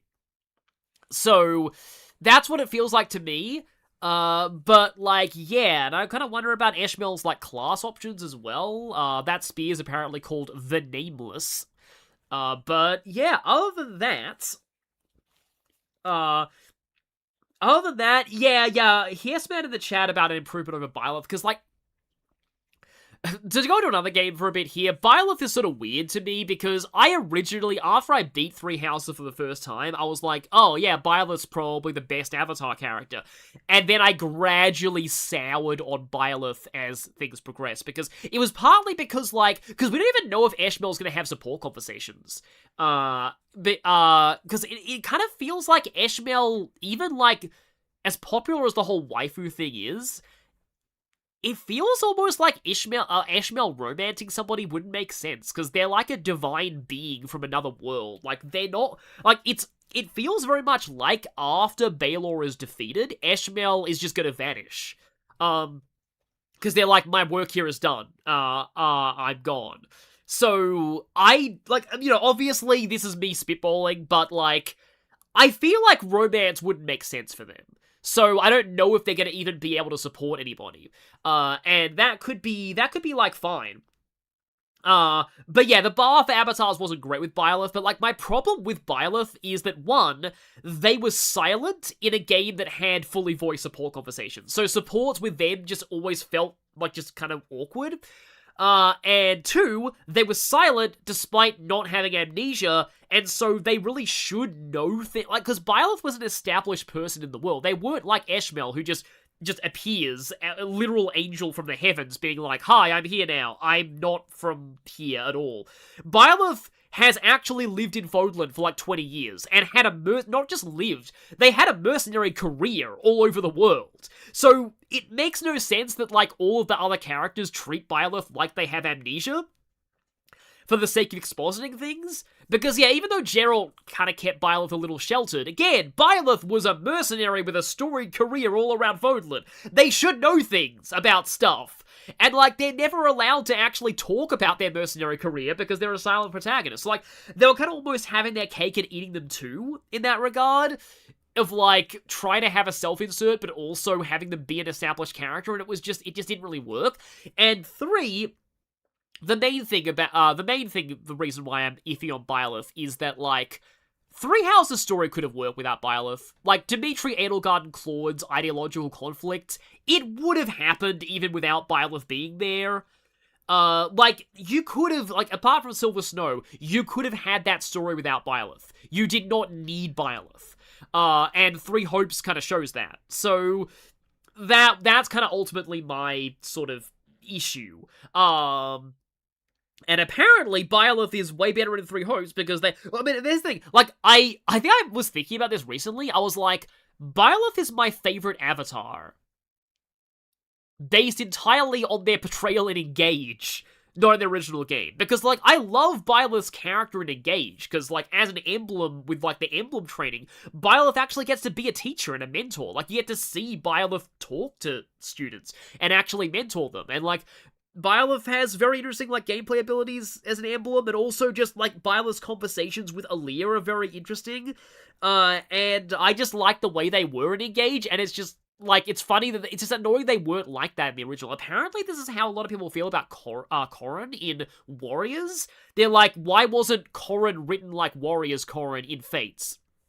But anyway, yeah, I have my, I have my own, like, my avatar, my personal avatar tier list is wildly different to the rest of the fan base, because I don't actually hate Chris in Fire Emblem 12. I think they're fine.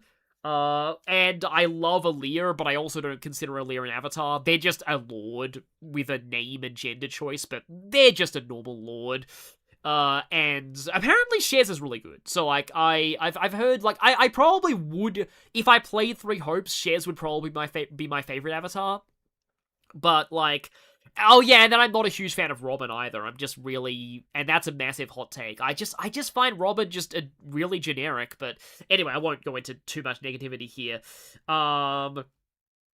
Have a long career as a mercenary, be known by the title of Ashen Demon, looks at bases, level 1, oh yeah, that too. But a lot of video games had that problem, though, where you have, like, I mean, one of the few games in my mind, total tangent, by the way, but one of the few games in my mind that actually justified that was Tales of the Abyss, where Jade Curtis is actually, like, a veteran military general, but he's still a party member, and in the early game, and they justify that by having him get hit by, a seal by the villains that resets him to, like, level 5, and him leveling up isn't like him getting stronger, it's him gradually undoing the seal and returning to how powerful he used to be.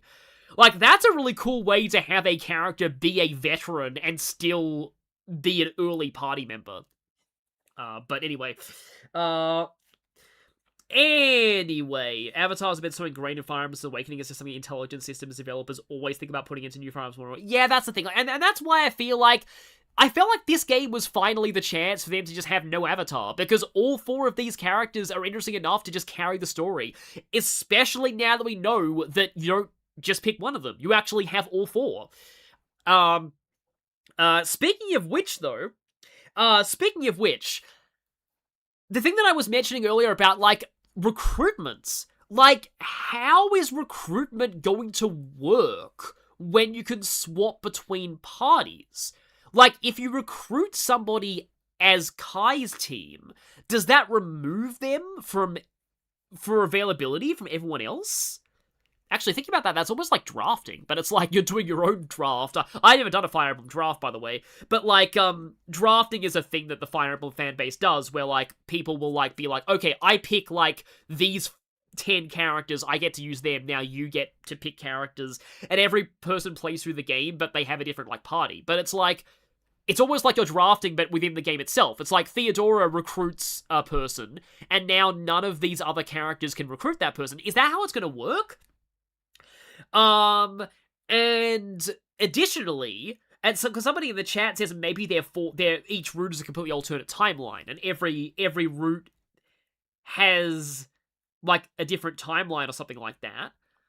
Somebody else suggested that, like, maybe every character has their own recruit pool. So, like, but that way, like, recruitment itself is sort of pointless, because it's like, you'll inevitably have everyone by the end of that route anyway. Whereas the whole thing about recruitment is more that it's like, you get to choose when people join and, like, who joins and stuff. But, like, yeah, so if they are different timelines, that also leads into what happens when you fight Baylor. Because is it gonna amalgamate your parties from all 4 routes? Because, like, we've seen, like, games like Trails, like, for example, Trails into Reverie, does something kind of similar to this, sort of, where, like, you have 3 protagonists with their own routes, and then, at the end, they all come together, and for the final boss, you get to choose a party that's, like, every character of all the routes and stuff. But, like, that's, like, 30 to 40 characters, and that's still a lot of characters, mind you, like, a lot of characters to pick from for your final battle party in Trails into Reverie.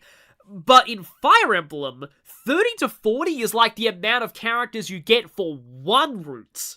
So imagine if all 4 of these parties had their own potential set of recruits of, like, the average number of a fight. Because, like, we've seen from all of the footage that we've seen of this game so far, in trailers and stuff, this game might have one of the biggest playable casts in recent memory.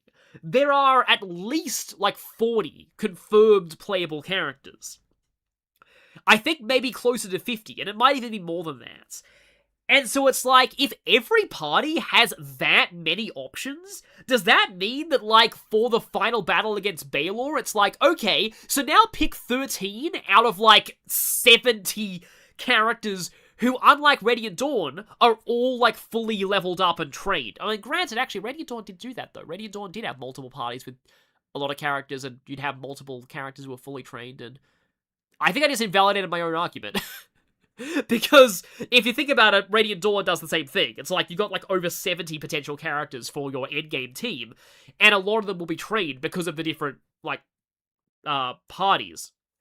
So it's probably just that. It's just, like, choose people from, like, yeah. And then you... Anyway, you know. But, like, as Thomas Garcia in the chat says, like, it's gonna be very hard to pick from, like...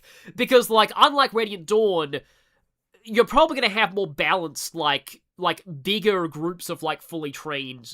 Because in Radiant Dawn, people jump in and out all over the place, and, like, everyone has very different availability. Whereas here, it's kind of like, you've got 4 different mini Fire Emblem games, and each of them has, like, a party with full availability. So you're gonna have a lot of options for the final battle, probably. Which is cool, but it's like, there's gonna be a lot of people who end up missing out, because it's like, oh, hey, I trained, like, Theodora's entire squad, and in the final battle, I actually want, like, 3 from Kai, 3 from you, 3 from you. Oops, no more room for Theodora people, sorry. Like, that could happen. But anyway. Then you field all 4 versions of Anatolia and start a... Like, that would be fun. Or just spam elephants. Like, elephants everywhere. That's gonna be the new Grappler Hanneman. It's gonna be like, beating Baylor with only elephants. I'd kind of like to see that, actually. Yeah, like, what happens if you, like, put an entire... Because, like, they take up multiple spaces on the map. Like, you'd have to... Like, how would... You wouldn't even be able to fit everyone on your deployment, like, spaces if you made everyone an elephant. Because, anyway, I'm speculating on stuff. Yeah, it would be kind of awesome if the final map, like, let you deploy, like, 24 characters. Like, almost like Genealogy.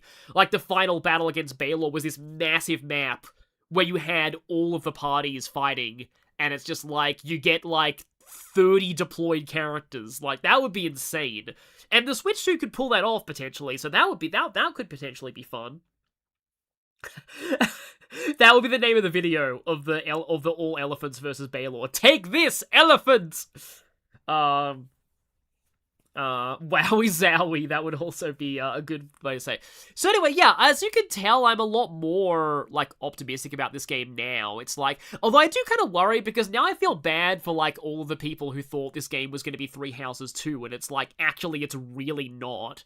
Because I'm happy with that, because I'm not a big fan of Three Houses, but now I feel bad for all the people who are. I mean, I'm sure they'll still find things to like in this game, but yeah, I'm definitely, enjoying this. How did this conversation become, what if everyone is all elephant? You've been a mod on my streams. You should know the direction things end up going eventually. Look up Cyan Yo's thumbnail to his direct reaction. I assume it involves elephants. Beating a final boss with an ostrich. Shadow Palkia still not interested in buying this game. That's totally fair. Like, there are a lot of games that I haven't bought because they're not to my taste. So, like, you know, not everyone's gonna like every game, obviously. Yeah. Now I was suddenly thinking about the fact that it's like the price.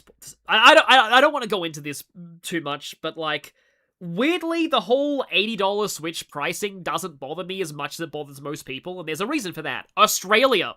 Did you know that in the PS2 and Xbox 360 era, new games on those consoles were sold for the equivalent of $80 US, new, in 2006 in Australia? So, like, I'm used to prices like that. They've always been like that.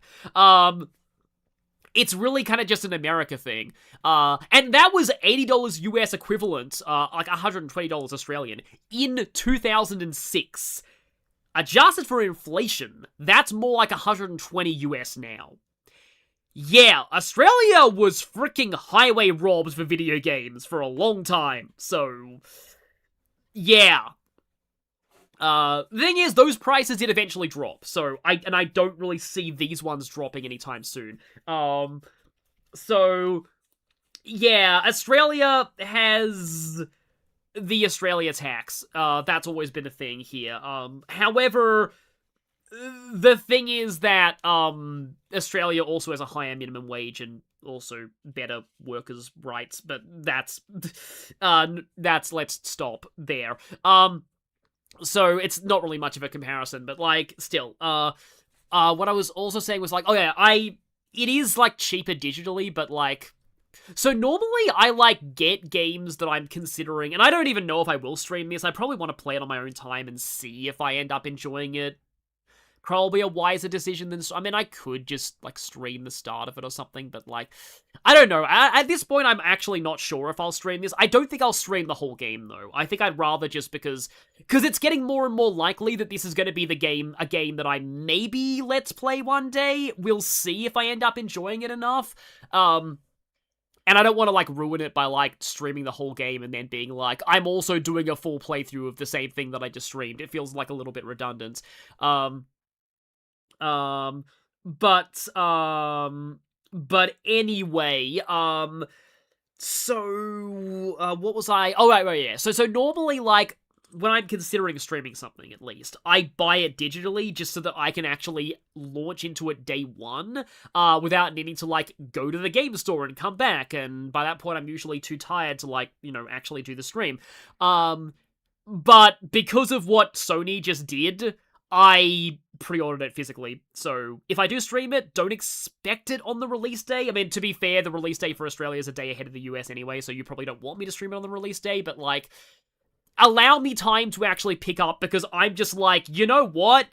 After what Sony did, I am pre-ordering all my games physically from now on the Switch, just because, like, I need to show that there's a market for physical games, because, like, it's just to go into a bit of a slight tangent here. It's really sad that, like, I walk into local game stores and the shelf space for physical games, like, literally my local game store is 90% just merch and one tiny strip of wall that's physical games. It's just like people just aren't, like, buying physical games anymore, so it's just, anyway. So yeah, I'm that's what I'm doing for this one. So I'll have it physically. But yeah, curiously, choose your Legends placements in Heroes. I'm still, as much as this game looks cool, I'm still sad that, like, Engage is never going to get anybody in Choose Your Legends now. And that just makes me sad, because it means people are going to use it as evidence to be like, oh, Engage was a failure, and if you liked it, you're a bad person, and you should just... Yeah, anyway, let's not get into that negativity. Anyway, so I did say that I would... This trailer is only 3 minutes, so this is a way shorter trailer. I did say that I might also do the Trails in the Sky second chapter trailer, like, while I'm here. People earlier in the chat did say that this trailer has spoilers, so if you haven't played Sky second chapter, maybe, and I don't want to tell people to stop watching the stream, but like, you might want to click away for a little bit because apparently there are like big spoilers. Yeah, true that Choose Your Legends dropped off a cliff. Yeah, the player base of heroes is way smaller at this point, so true, yeah. Ivy and Yunaka were close to winning, yeah. And they didn't come very, very close, but anyway. I hear GameStops usually have a whole wall of Funko Pops. I wouldn't know, I'm Scottish, we don't have GameStop here. Yeah, when I was in Ireland for my holiday, I was surprised. I did not see a single game store that wasn't a used game store. There are a lot of those CEX used game stores around, more than in Australia. Like, those stores exist in Australia, but they're pretty rare. But, like, I never found a single place to buy new games in Ireland, and apparently it's because they just closed all their stores, because, again, physical games just aren't selling. So, that's sad. But anyway, yeah. So, second chapter time. I still love that, it's a little loud, I feel. But I still love this harmonica. Also, it's funny that they say ESRB teen. I have a whole talk about that once the time comes. Goodbye, Estelle. You can't just leave me and my feelings behind like this. I'll never forgive you. Fateful conclusion, except there's also a third game that doesn't continue the same story, but it's also goated, like, seriously. I hope they remake Sky the Third. It's a fantastic game that way too many people sleep on.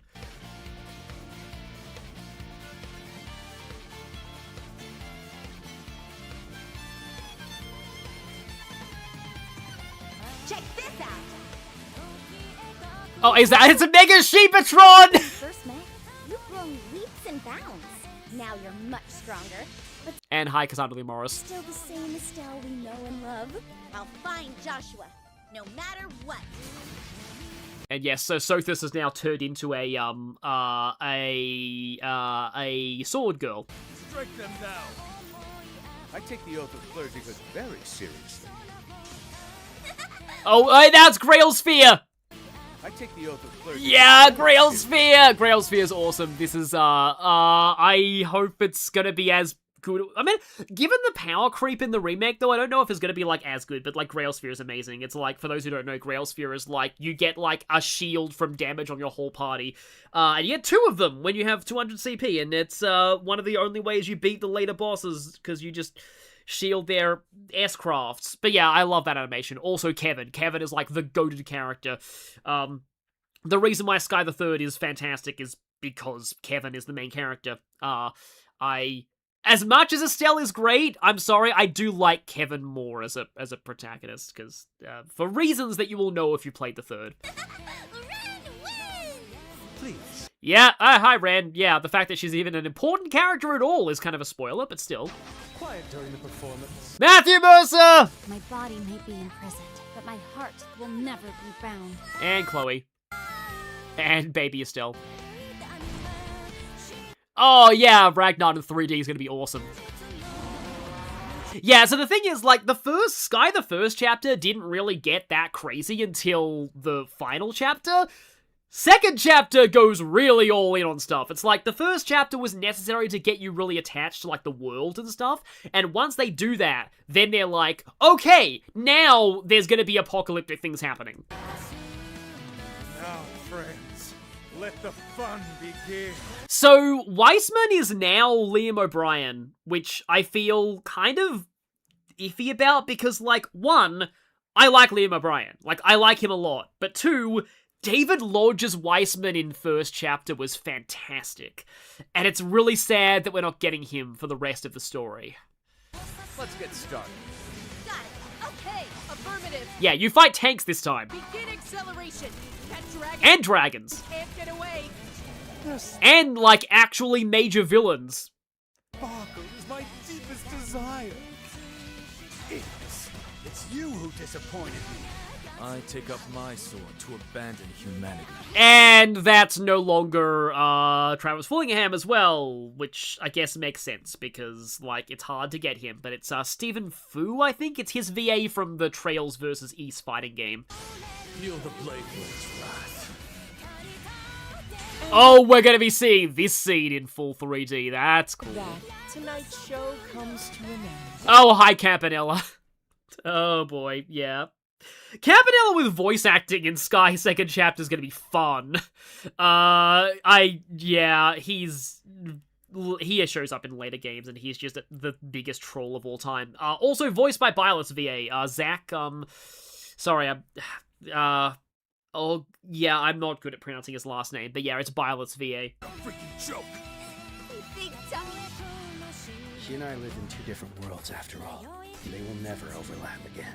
I still, like, Johnny Young Bosch's Joshua is just incredible. Because I was kind of worried. Johnny Young Bosch, didn't really,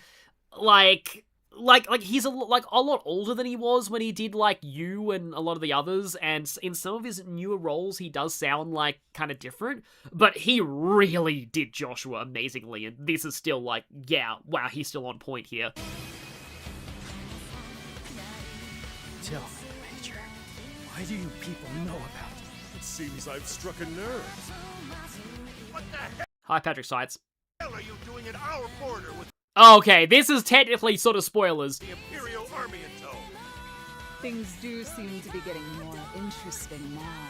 Oh yeah, because, Luciola, this will be kind of the first time we're getting an English VA for her. All of it. All of it. It's because of you.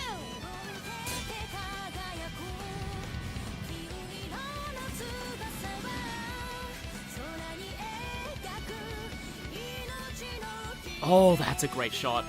Okay, so, so there's some spoilers in here, I think, but, look, Slot Machine is playable. That's a problem for Australia. I'll talk about that after this is over. Okay. Also, I just saw Josette in that footage, so yep, sadly, Josette is back. Her character is not bad, but, you'll see. Our bond isn't going anywhere. It's part of who I am. We might be walking different paths for now, but our destination's the same. I know it. Okay, yeah. Trails in the Sky, second chapter. And it's releasing the exact same day as Fortune's Weave. So yeah, okay, that wasn't that wasn't actually that bad as far as spoilers go. Really, the only spoilers are this character is a character and not just a random NPC. And that's not really a huge spoiler, honestly. So it didn't spoil that, but apart from the tanks and at the border, that's a kind of a big thing. But I already knew that was going to happen because I played Cold Steel first. So if you play Cold Steel, which is set in Erebonia, you already know that Erebonia would do something like that. So yeah, that one didn't really surprise me that much when I first played. But yeah, also Tita has a gunpowder cannon for a specific reason, yeah. Yeah, it'd be funny if Josette did actually get buffed, but yes, this is indeed 2 cakes, yes. I've seen people in the chat earlier being like, you've heard of Barbenheimer, now get ready for Fortune's Weave in the Sky. Second chapter. But yeah, the gambling thing. So, if the gambling stuff is still in the game, this game is getting rated R18 plus in Australia. Because it sucks, because as much as I do think Australia needs gambling reforms, this is not the way to do it. The Australian Classifications Board made it so that now any game that has, poker or what's called simulated gambling, automatic 18 plus adults only rating. Games with microtransactions, some of which involve literal slot machines, that's only a T rating. Those are fine. They're fine to put in games for kids. But no, we can't have kids seeing poker for virtual currency that doesn't have any bearing on the real world at all. I think Balatro is rated R18 plus in Australia. Even though you're not even playing for money in that game, you're playing for points. It's just because that it uses poker cards. So,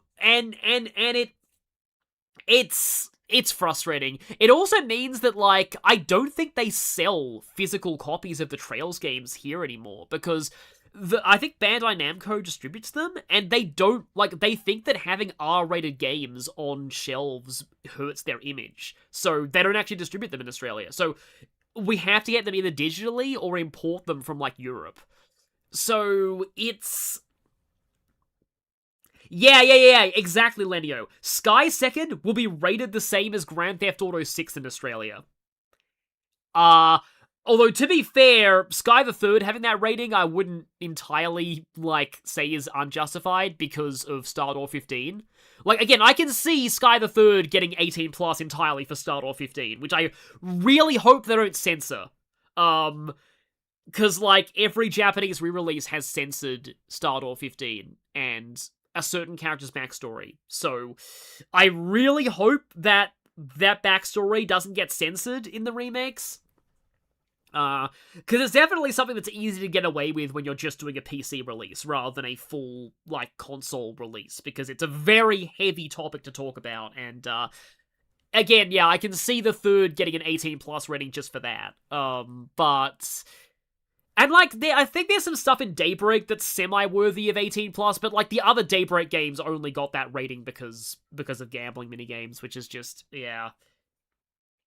I worry what they'll do with the third as a remake. I fear they're going to softball some stuff. Yeah, the other thing is, I also worry that they'll just change its gameplay radically, because the third is like, there's no towns, everything is just inside the dungeon world. It's all just constant dungeons. And, like, a lot of Trails fans don't like that, but I do a lot.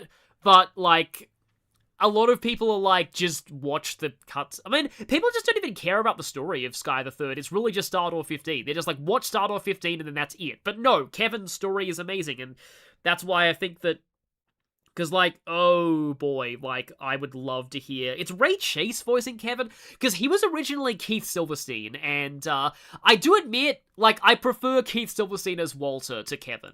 And they are in, like, the same game. So, I'm not against him being... And it's Ray Chase in later games as well, so, like... And I think Ray Chase does do Kevin quite well, but, like, hearing Ray Chase's take on the third Kevin would be very fascinating. Just realized we're gonna get that scene. I'll just say, if you know, you know, the salt scene. We're gonna get to see the salt scene with full voice acting. That's gonna be so great. Because that actually is in second chapter. But yeah, I'll just say salt. If you know, you know. But yeah, oh, we're gonna get the beach scene with full voice acting too. Like, that's basically my main reaction to this. It's like, oh, we're gonna get this moment with full voice acting. We're gonna get this moment with full voice acting. But I still, like, I'm just like, you know, like, I like Liam. I'm glad they got Liam O'Brien. Like, he doesn't do Japanese games that much anymore. So, that's really impressive, but also, there must have been a scheduling conflict, because, like, David Lodge as Weissman in the first chapter was incredible. And I really wanted to see his take on Weissman in the second chapter, so that is a shame. And it's also a shame that this guy is no longer Travis Willingham. Ray Chase was amazing as Kevin in Horizon, so looking forward to his performance in the second chapter. Yeah, exactly. Oh, Ray Chase voices Cyclops. Is that in the new cartoon, or, what was it? I think it's a game. He's been in a game as well, I want to say. I know that, like, Marvel Tokon is getting, Phoenix Cyclops as DLC, which is, like, that's interesting. I never even knew that existed, but, apparently Phoenix Force possessed Cyclops as a thing. That might still be Ray Chase. Does P5 Tycoon... Oh, that was before the gambling laws. So, the thing about the gambling rating change is that, like, games released earlier had their ratings grandfathered in. So Pokemon Red and Blue are not going to get an 18 plus rating if they get re-released. And I don't think Fire Red and Leaf Green did either, because, like, they had their ratings still grandfathered. But any new, like, game that comes out, including remakes, that has gambling in it is automatic 18 plus. So if they released a Pokemon game with a Game Corner now, it would be rated 18 plus. So I think that's because, like, Europe did that before Australia did, and I think that's the reason why they removed the Game Corner, because, like, they don't want Pokemon games to be rated 18 plus, restricted, adults only. That would be a very strange look. Yeah, that was the other thing, Viridian Chill. Apparently, the Phoenix Cyclops storyline was not very popular. It reminds me of the Captain Hydra storyline, which I love they made fun of in Avengers Endgame. But yeah, one thing I hope for Sky the Third, hope they give something more about the Lucky Oh yeah, the Happiness Stone. I want to say that came back in Daybreak as well. It's like, it feels like they're going somewhere with the Happiness Stone plot, like, because it keeps showing up. It gets referenced in, like, Cold Steel and in Daybreak. So clearly there's something massive into involving the lore with the Happiness Stone. But anyway, we'll see. Was an X-Men versus Avengers comic thing, basically a bunch of mutants got Phoenix Force powers. I think Emma Frost also got that. I just remember apparently the crossover where, like, Wanda Maximoff depowered most of the world's mutants, and people didn't like that. Comic books love doing giant retcons like that.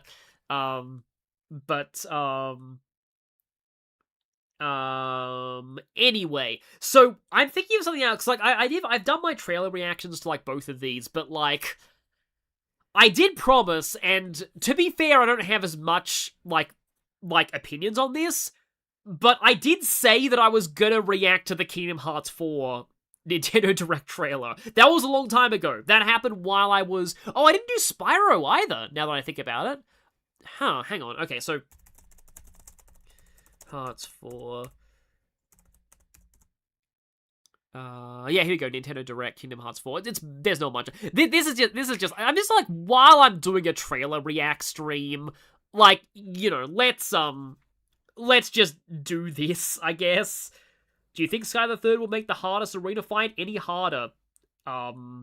It'd be funny if they did, because I know the first re-release added, like, Aryan Road to that fight, and it'd be funny if, like, in the third remake, they're like, oh, let's add also, like, somebody else ridiculous. Like, just put McBurn in there, too. That just so that fight just keeps escalating.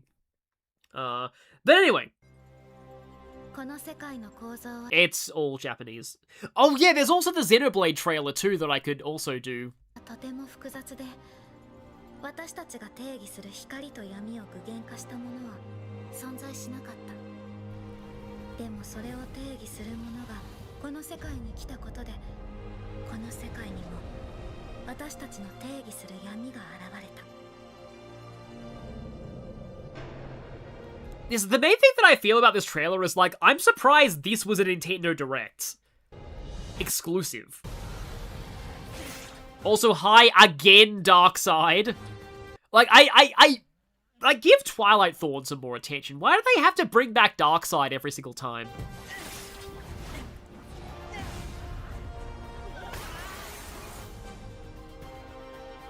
Also, that, yeah.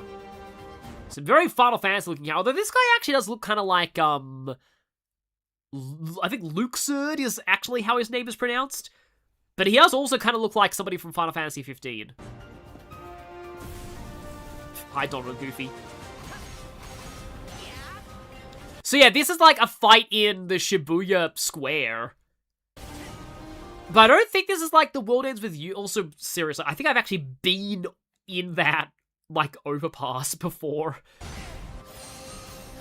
Also, day-night cycle.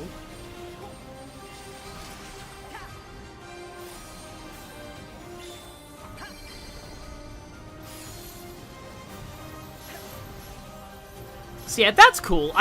It's like, I'm kind of glad they're not doing like because the attraction mechanic from like 3 was kind of weird. It's like, there was sort of overly flashy of like, hey, I can summon a Disneyland ride, but also, like, it's referencing another part of Disney history, which is cool, but also, like, they weren't actually that useful past the early game. In fact, like, one of the things they added in a patch was the option to, like, turn off, like, attractions. Or something like that.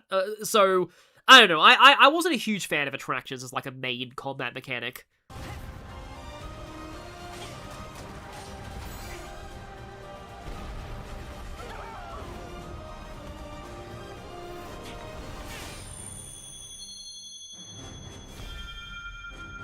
So yeah, not really that much in this trailer, but the combat does look kind of cool. And it's cool that it's going to be available at launch on Nintendo Switch too. I'm so glad that... Didn't we finally get a port of, like, Kingdom Hearts 1, 2, 3, and all the other, in-between games that wasn't, Cloud?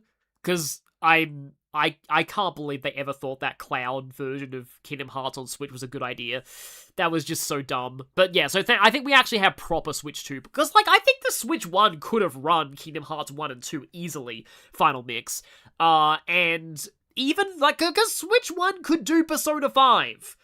So, like, I don't know if, like, they would have to compromise a lot on Kingdom Hearts 3, but I think they could have got Kingdom Hearts 3 working on Switch 1 without Cloud. But I've never seen anybody get the Cloud version of those games to not be, like, laggy constantly. Hope everybody give the boss a staggering? Yeah, I guess. I think that, the combat in Kingdom Hearts 3 did turn out to be a little bit deeper than people thought it was initially, so that's nice, but, it also is basically spam,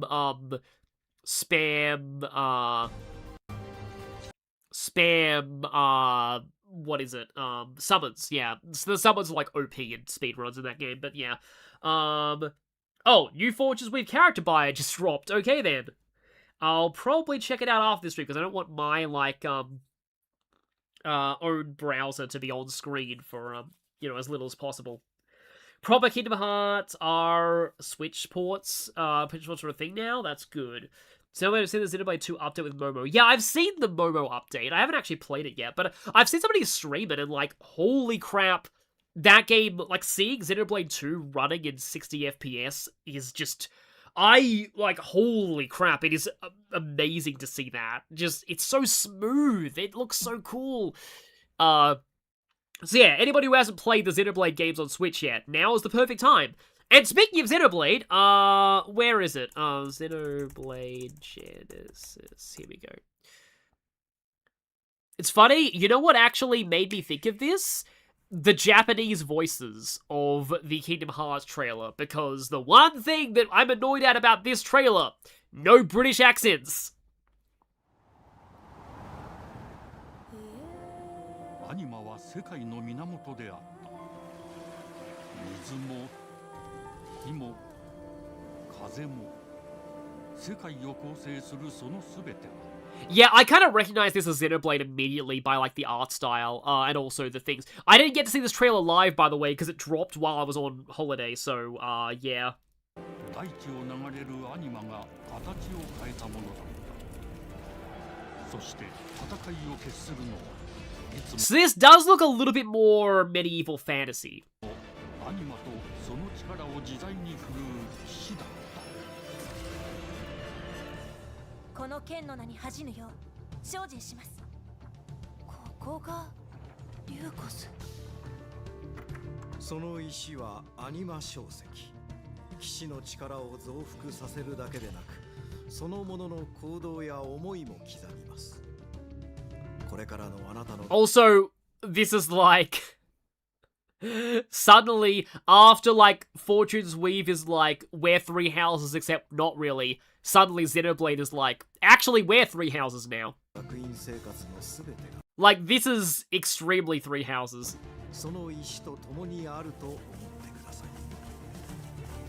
But this looks amazing, as usual. 今日の訓練は実戦を想定してのものだ。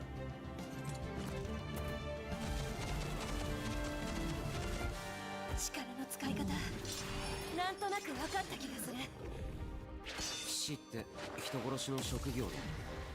奪われた側はどう思うんだろうな。真実見つけてみない？信仰を失った人の魂。 So there are dragons as well. ドラゴンの炎で浄化することで罪が贖われる。田舎貴族の限界を教えてあげる。あいつ使えるぜ。小石なしで騎士の力。生と死すべてはアニマと共にある。帰るのさ。あの場所に。 Okay, there's a big hammer guy and also like a little sort of cute mascot-y creature that we just saw there. さあ、始まるわよ。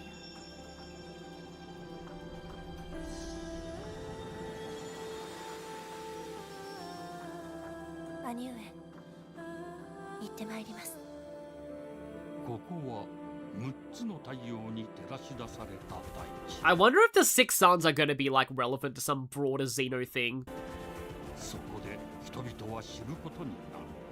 And kind of 破れた神の恨みが Ah. 未だ晴らされてはいないこと。 So that's interesting. The vengeance of a fallen god.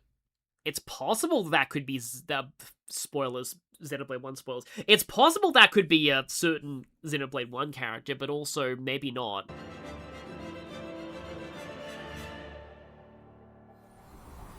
And it's also cool there, because in Japan, all of the Xenoblade Chronicles games didn't have Chronicles in their title. It was just Xenoblade. So the fact that they're actually calling it just Xenoblade, no Chronicles for the English release too, is kind of like a sign of like, yeah, we've finished Xenoblade 1, 2, 3, that's all basically done. Like, that story's over, this is a new thing. But like, that also is like, getting people to speculate on, like, what exactly this game is. Like, whether it's a prequel to stuff. Some people are wondering if this is actually connected to X, and this is, like, the Sumerians. I haven't played the extra content of X's Switch port, though, which is really... It reveals some massive stuff, though. And some people are saying that maybe this is a prequel and these are the Sumerians. So... The thing is, I don't really have, like, a ton to actually say on this trailer because it's just story. We don't know anything about what the battle system is going to be. All we really know is that it's a new Xenoblade game. And, I mean, that's good because Xenoblade is amazing. Like, Xenoblade is like a franchise that basically never misses. All of its games are, like, phenomenal in both writing and gameplay. So... I'm excited for this, but also there's not a ton I have to say about this because it's, because, again, we don't really know much about it. Some people are speculating whether it's going to be a full-on action RPG combat system.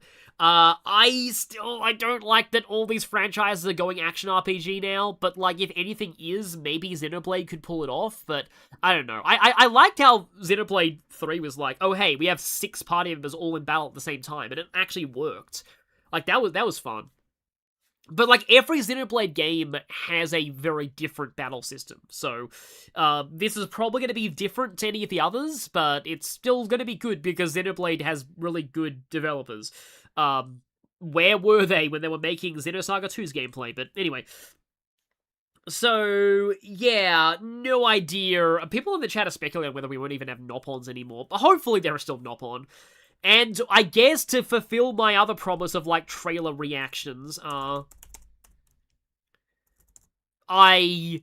this is like, yeah, I kind of promised to show this one, and so this trailer, and I know this is, like, totally irrelevant to, like, the other trailers I've been showing, which were all, like, RPGs, but I kind of promised to react to this too, and this is amazing, to me at least.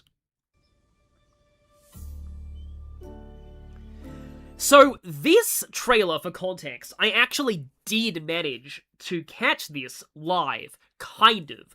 I was just leaving the hotel to get dinner, and I still just barely had Wi-Fi. So I was like, okay, these little creaturey things, I did start to think that this kind of looked a little bit like Spyro, but I was like, nah, it couldn't possibly be Spyro. It's probably some kind of cameo elements of power thing. Does anyone still remember that game?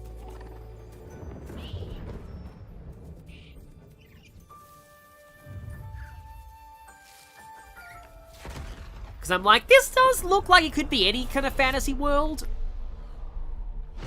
Even that's a fairly typical evil-looking thing. And then I saw this, and I was just like, I just exploded. And this was right after the Persona 5 trailer, by the way. So this just absolutely just exploded. Me. Like, me. I exploded completely.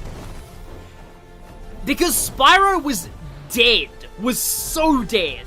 Like, its company got dissolved into Call of Duty, and they cancelled Crash 5 because it didn't sell a bajillion copies with live service. I never thought they would take a chance on a new Spyro game. And I can't believe this is actually happening. Yeah, some of them in the chat are, like, mentioning, like, yeah, there were some iffy things about Crash 4. I like Crash 4 a lot. The thing about Crash 4 is that, like, so Crash 4, fantastic platformer if you don't go for 100%. If you go for 100%, also alpha footage captured on PC, so if this is alpha, this looks great for alpha. So yeah, we only see a little bit of gameplay, but at least there is gameplay. So spring 2027, that's autumn, and it's still Toys for Bob, okay. So that's autumn for Australia. So that's like, kinda mid next year. Maybe around the time that Sonic Movie 4 is coming out. So my main concern with this, though, is they have actually stated that, in like an interview, that Spyro is going to have free flight in this game. And that does worry me a lot, because like Chugga said in a recent Runaway Guys video, that, as of recording this, that like, oftentimes when a game gives you free flight, it's actually very hard to make fun level design around it, if you can just fly over everything. So, I am a little concerned, like, having free, and I think they said there's gonna be free flight all the time. And that, again, it worries me a lot, because I'm like, how do you do platform level design if you can just fly everywhere? So, I don't know, this does look really cool, but like, we'll see.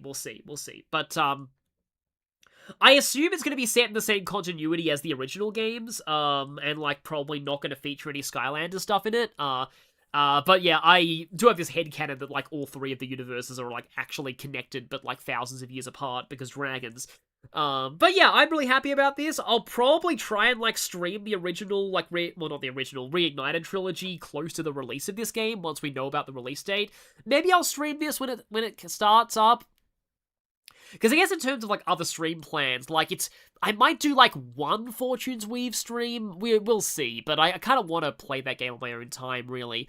Also, because I would be playing totally blind, I'd have to, like, people would have to police spoilers in the chat, and it would be very hard for me to not see spoilers. Granted, it's a simultaneous global release, but still.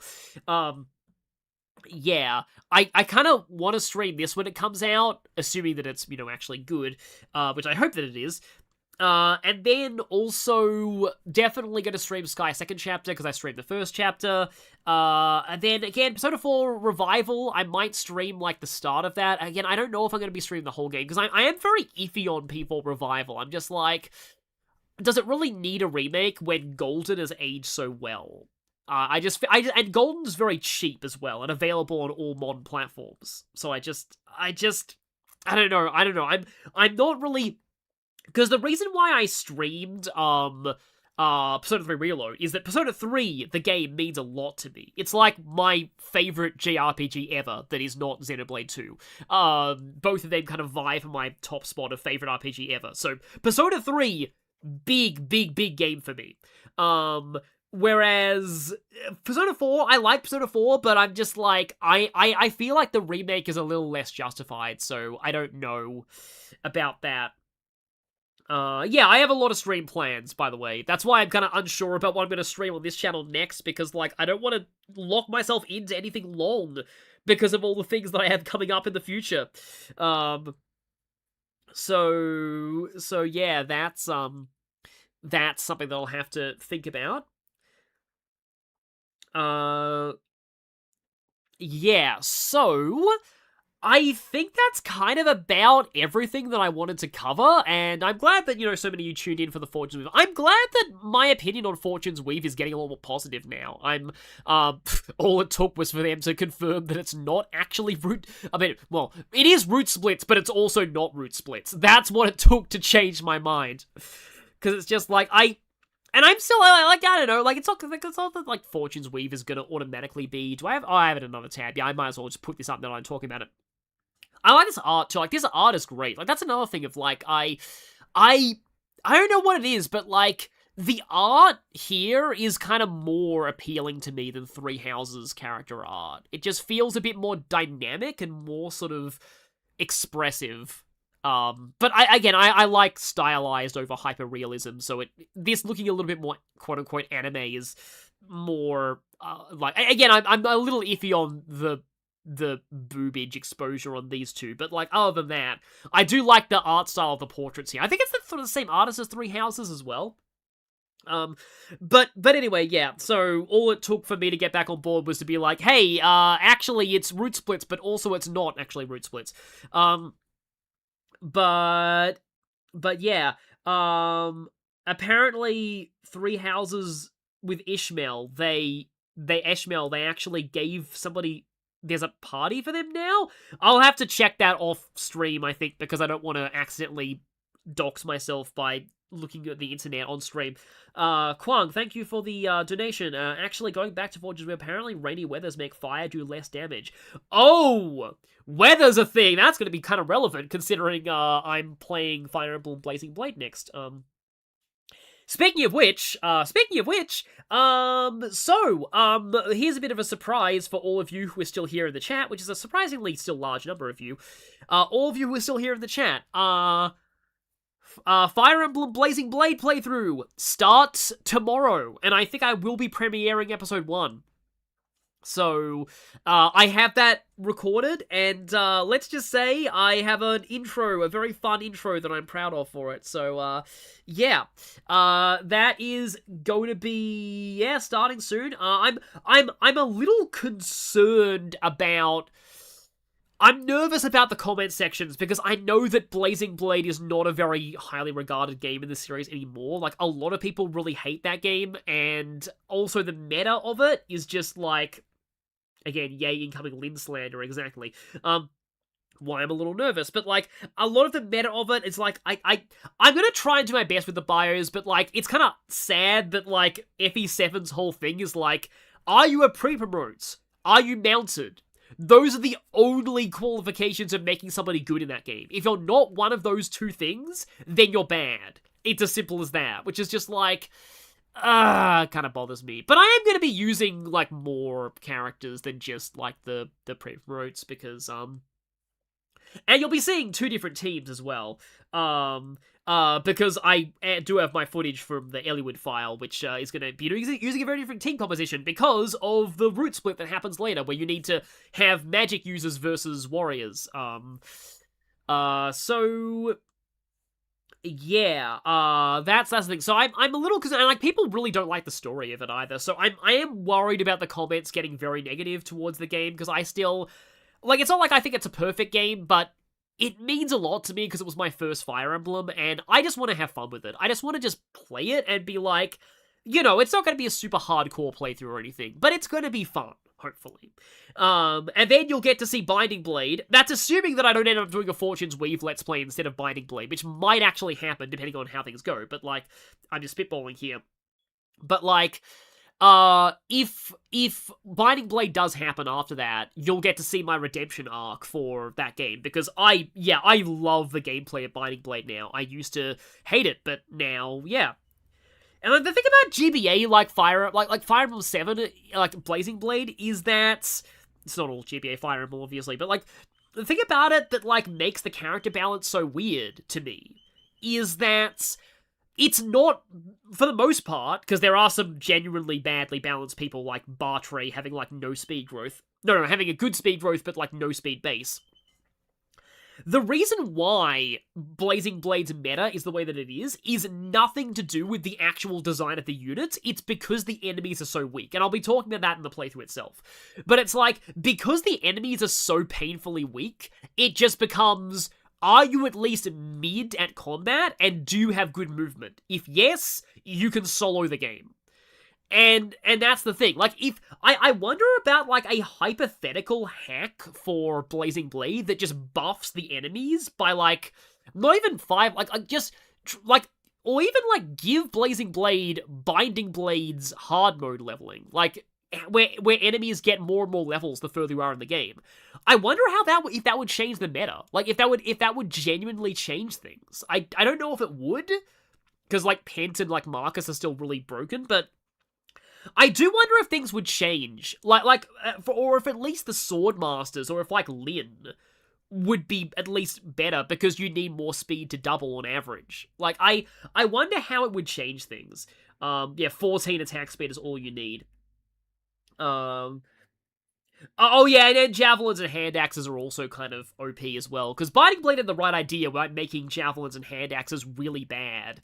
They're still solid in that game as an option, but, like, they're not as good for, like, the long term, because they have, like, 55 base accuracy. I think hand axe is, like, 50? No, I think hand axe is 55, javelins are 65. And they buff them by 10 hit in Blazing Sword, which is too much. But anyway, yeah, thank you for that one gift membership being sent.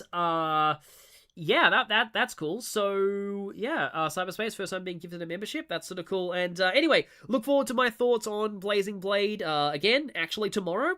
And then I think next week, maybe on Fast Clinky, I think I'll stream Sonic Heroes, because I wanted to do that for a while. And I also want to stream Sonic Adventure and also Psychonauts, so, like, I'll have to think about what I do next in terms of streams between now and September. But anyway, yeah, thank you for being here, everyone. I'm glad that my opinions on Fortune's Weaver are changing, and I will see you all next time. Now get ready for, Streamception for a moment.